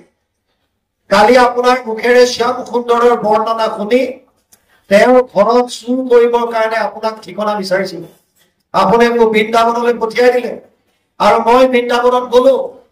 কিন্তু অতি আচৰিত কথা আপোনাৰ অকণমান সময় শ্ৰৱণ কৰিয়ে মই স্বচক্ষে ভগৱান কৃষ্ণৰ দৰ্শন পাই আহিছো ব্যাখ্যাকাৰজনে ক'লে অসম্ভৱ কিয় মই আজিলৈকে 1000 বাৰ ভাগৱতৰ ব্যাখ্যা কৰি মই দেখা পোৱা নাই তুমি কেনেকৈ দেখা পাবা মই 1000 বাৰ ব্যাখ্যা কৰিম মই আজিলৈকে কৃষ্ণক স্বচক্ষে দেখা নাই কি ক'লে সঁচাকে কৈছো মই আপোনাৰ পৰা অকণমান সময় শুনিছো হয় কিন্তু মই স্বচক্ষে দেখি আহিছো ব্যাখ্যাকাৰজনে হুকুকাই কান্দিবলৈ ধৰিলে চোৰটোৱে ক'লে যিহেতু তুমি মোক ভগৱানৰ দৰ্শন কৰাই দিলা গতিকে আজিৰ পৰা তুমি মোৰ গুৰু হলা অখণ্ড মণ্ডলাকাৰম ব্যাপ্তম যেন চৰাচৰম তদ পদম দৰ্শিতম যেন তস্मै শ্ৰী গুৰুৱে নমঃ যিজনে অখণ্ড মণ্ডলাকাৰ বন্ধগলৰ কাৰণত এই পৃথিৱীত ব্যাপ্তমান হৈ থকা ঈশ্বৰ কৃষ্ণৰ চৰণ পংকজ দৰ্শন কৰাই দিয়ে এইজন হৈছে গুৰু গতিকে চোৰটোৱে ব্যাখ্যাকাৰজনক গুৰু বুলি সেৱা কৰিলে ব্যাখ্যাকাৰজনে হুকুকাই কান্দিছে মোৰ হয়তো হৃদয়ত এতিয়া কপটতা আছে মলিনতা আছে যাৰ কাৰণে মই ঈশ্বৰক দৰ্শন পোৱা নাই চোৰটোৱে সুধিলে সঁচাকে আপুনি দেখা নাই নে ব্যাখ্যাকাৰজনে ক'লে সঁচাকে নাই দেখা তেওঁ ক'লে মই আপোনাক দৰ্শন কৰাই দিম আৰু তেওঁ ভগৱানক প্ৰাৰ্থনা কৰিলে তুমি মোক বৰ দিছিলা যেতিয়াই মই তোমাৰ দৰ্শন ইচ্ছা কৰো তুমি মোক দৰ্শন দিবা আৰু এইকাৰণে ভগৱানক একান্তভাৱে প্ৰাৰ্থনা কৰিলে প্ৰভু এই মুহূৰ্তত মই তোমাৰ দৰ্শন পাব বিচাৰিছো আৰু ভগৱান ভকতৰ অধীন লগে লগে তেওঁৰ সন্মুখত দৰ্শন দিলে এতিয়া চোৰটোৱে ব্যাখ্যাকাৰক কৈছে হে প্ৰভু আপোনাৰ ঈশ্বৰত ভগৱান ওচৰত সন্মুখত আপুনি দৰ্শন কৰক ব্যাখ্যাকাৰজনে চাইছে একো দেখা নাই কৈছে মই একো দেখা পোৱা নাই কৈছে আপোনাৰ সন্মুখত মই দেখি আছো ব্যাখ্যাকাৰজনে হুকুকাই কান্দিলে চোৰটোৱে ভগৱানক সুধিলে প্ৰভু যিজন গুৰুৰ কৃপাত তোমাৰ দৰ্শন লাভ কৰিলো সেইজন গুৰুৱে তোমাক দৰ্শন যদি নাপায় তেতিয়াহ'লে মোৰ জীৱনটো অথলে যাব মোক অকণমান কৃপা কৰা যাতে মোৰ গুৰুজনাই তোমাৰ দৰ্শন পায় ভগৱানে ক'লে তেওঁ হাতেৰে স্পৰ্শ কৰি দিয়া চাওক আমাৰ শৰীৰৰ 3টা বস্তুৰ দ্বাৰা শক্তি বাহিৰ হয় এটা হৈছে চকু এটা হৈছে হাতৰ তলুৱা আৰু এটা হৈছে ভৰি উদাহৰণ দি বুজাম গান্ধাৰী যেতিয়া 99টা পুত্ৰ বধ হ'ল গান্ধাৰীয়ে দুৰ্যোধনক কৈছিল পুত্ৰ দুৰ্যোধন তই উলংগ হৈ মোৰ ওচৰলৈ আহ গংগাত স্নান কৰি উলংগ হৈ মোৰ ওচৰলৈ আহগৈ মই মোৰ চকুত বান্ধি থোৱা কাপোৰখন খুলি তোৰ শৰীৰত দৃষ্টি নিক্ষেপ কৰিম আৰু তেতিয়া মোৰ দৃষ্টিৰ মোৰ যি শক্তি এই শক্তিয়ে তোৰ সৰ্ব শৰীৰ বজ্ৰময় কৰি তুলিব ভীমৰ গদাই তোক একো কৰিব নোৱাৰে আৰু সেই মৰ্মে দুৰ্যোধন সন্ধিয়া নদীত স্নান কৰি উলংগ হৈ আহিছিল মাকৰ ওচৰত বাটত পাই গ'ল ভগৱান কৃষ্ণই বোলে দাদা দুৰ্যোধন এয়া কি দেখিছো আপুনি ইমান এজন যুৱৰাজ ডাঙৰ এজন ল'ৰা আৰু এনেকৈ আহিছে বোলে মাৰ আদেশ উলংগ হৈ যাবলৈ দিছে ভগৱানে ক'লে যে মাকৰ দৃষ্টিতটো সন্তান সদায় সৰু কিন্তু দাদা দুৰ্যোধন তুমিতো জানা তুমি যুৱৰাজ এনেকৈ কোনোবা যায়নে অকণমান আৰ বেৰ কৰা আৰু লগে লগে তেওঁ পাত আনি পেলাই উৰুৰ অংশটো এনেকৈ ঢাকি ল'লে আৰু ঢাকি লোৱাৰ পাছত যেতিয়া গান্ধাৰীৰ ওচৰত যায় গান্ধাৰীয়ে সোধে পুত্ৰ দুৰ্যোধন আহিলানে বোলে আহিলো ঠিক আছে তেওঁ কাপোৰখন খুলি দুৰ্যোধনৰ শৰীৰত যেতিয়া দৃষ্টি নিক্ষেপ কৰিলে সমস্ত শৰীৰ বজ্ৰময় হ'ল কিন্তু উৰুৰ অংশটো এনেকৈ থাকি গ'ল যাৰ কাৰণে ভীমে উৰু ভংগ কৰাৰ সুবিধাকণ পালে তাৰ মানে চকুৰ দ্বাৰা আমাৰ এটা শক্তি বাহিৰ হয় আৰু এটা হৈছে হাতৰ পৰা সৰু ল'ৰা ছোৱালীক জ্যেষ্ঠসকলে যেতিয়া আশীৰ্বাদ দিয়ে আমি কেনেকৈ দিওঁ মূৰত হাতটো দি দিওঁ কিয় আমাৰ হাতৰ তলুৱাৰ দ্বাৰা এটা তৰংগ বাহিৰ হয় যিটো শক্তি এটা এনাৰ্জি এটা বাহিৰ হয় আৰু এটা ভৰি সেইকাৰণে জ্যেষ্ঠজনৰ চৰণ স্পৰ্শ কৰি পেলাই যিসকল নিম্ন সৰু সেইসকলে জ্যেষ্ঠজনৰ চৰণ স্পৰ্শ কৰি পেলাই সেৱা কৰে কিয় যাতে তেওঁলোকৰ যিটো ৱেব যিটো তৰংগ যিটো বাগৰি আহিছে সেইটো যাতে আমাৰ শৰীৰতো প্ৰবাহমান হৈ আমাকো যাতে শক্তিমন্ত কৰি তোলে সেইকাৰণে ভগৱানে ক'লে তুমি তোমাৰ ব্যাখ্যাকাৰজনৰ হাতত স্পৰ্শ কৰা আৰু যেতিয়াই চোৰটোৱে ব্যাখ্যাকাৰৰ হাতত স্পৰ্শ কৰিলে লগে লগে তেওঁ সন্মুখত সেইজন ভগৱান কৃষ্ণক দেখা পালে যিজনৰ ৰূপ বৰ্ণনা শৃংগাৰ বৰ্ণনা তেওঁ ভাগৱতৰ মাধ্যমেদি কৰি আছে আৰু লগে লগে ভগৱানক স্তুতি কৰিলে প্ৰভু ভগৱন্তই তেওঁক আশীৰ্বাদ কৰি তাৰ পৰা আঁতৰি গ'ল সেইকাৰণে ইয়াত বৰ সুন্দৰভাৱে কৈছে আপোনালোকে বেছিকৈ এইকাৰণে কথা বতৰা নাপাতিব যিকোনো সময় শুনে শ্ৰদ্ধা সহকাৰে শুনিব অকণমান সময় যথেষ্ট হৈছে আমি আমাৰ তাঁতিভাৱে অলপ সময় চলাব আমি যামগে বনীয়া বৰপতি গতিকে এতিয়া আছে ইয়াত কৈছে নমো নমো দীনবন্ধু কৃষ্ণদেৱ কৃপা সিন্ধু তজুবাই পখিলো শৰণ গুণময় ভক্তিশয় স্বপ্নটো নহওক মোৰ এই মানে কৰোঁ প্ৰাৰ্থনা ইয়াত কবিয়ে কৈছে মোৰ যাতে এই গুণময় সগুণ ভক্তিসমূহ যাতে সপোনতো যাতে নাহে যাতে মই কোনোদিন নিবিচাৰো এনেকুৱা এটা মোক যাতে কৃপা কৰা কিন্তু তলু পদে নতি একান্ত সপ্ৰেম ৰতি ৰৌক মোৰ নগানো কাম সমস্যাৰ যতজন হওক মাধৱক মনক দাগ চাৰি বোলাৰ আমৰা কিন্তু তোমাৰ পদত যাতে সদায় মোৰ যাতে নমস্কাৰ থাকে সপ্ৰেম ৰতি যাতে থাকে বেলেগৰ প্ৰতি যাতে মোৰ মন নাযায় এইখন যাতে কৃপা কৰা এই বুলি ভাবি এইটো অধ্যায় ইমানতে শেষ কৰিছে বাপ বন্ধু ভাই মাতৃ সমস্ত কেইটালৈকে আপোনালোকে শুনাৰ কথা ভাবিছে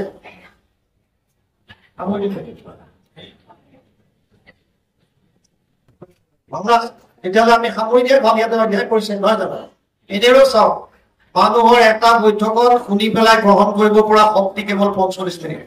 3 ঘণ্টা সময় আমাৰ শ্ৰদ্ধাৰ পনীয়া বাবে আপোনালোকক অলৰেডি শুনা হয়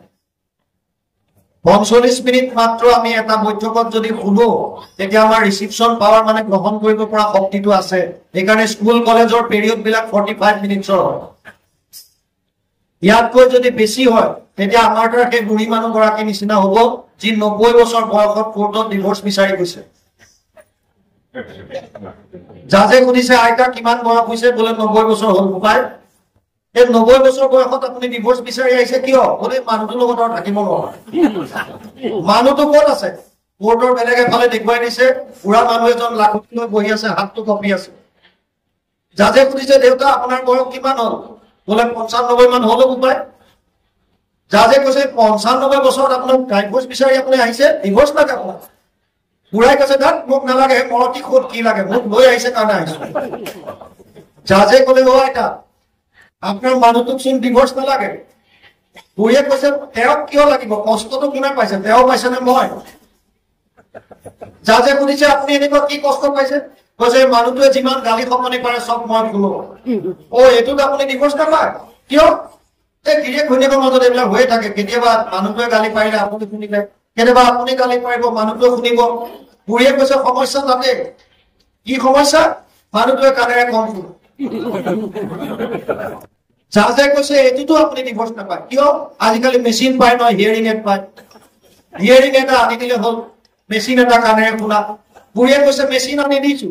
জাজে কৈছে তেতিয়া সমস্যা কি কৈছে যেতিয়াই মানুহটোক গালি পাৰো মেচিনটো খুলি থয় এতিয়া ইয়াতো বেছি দীঘলীয়া হলে আপোনালোকৰ গতি একে হ'ব আমি কৈ থাকিম চবে মেচিন খুলি থৈ দিব বেটা কৈ থাক সেইকাৰণে আমাৰ ইংগিত দিছে যে আৰু দীঘলীয়া কৰিব নালাগে বাপ বান্ধৱ ভাই মাতৃ সমস্ত আপোনালোকৰ প্ৰাথমিকৰ কাৰণে আমি এভাগ আমাৰ গ্ৰন্থ লৈ আহিছিলো গ্ৰন্থভাগ আপোনালোকৰ নামঘৰৰ কাৰণে আমি দি যাব বিচাৰিছো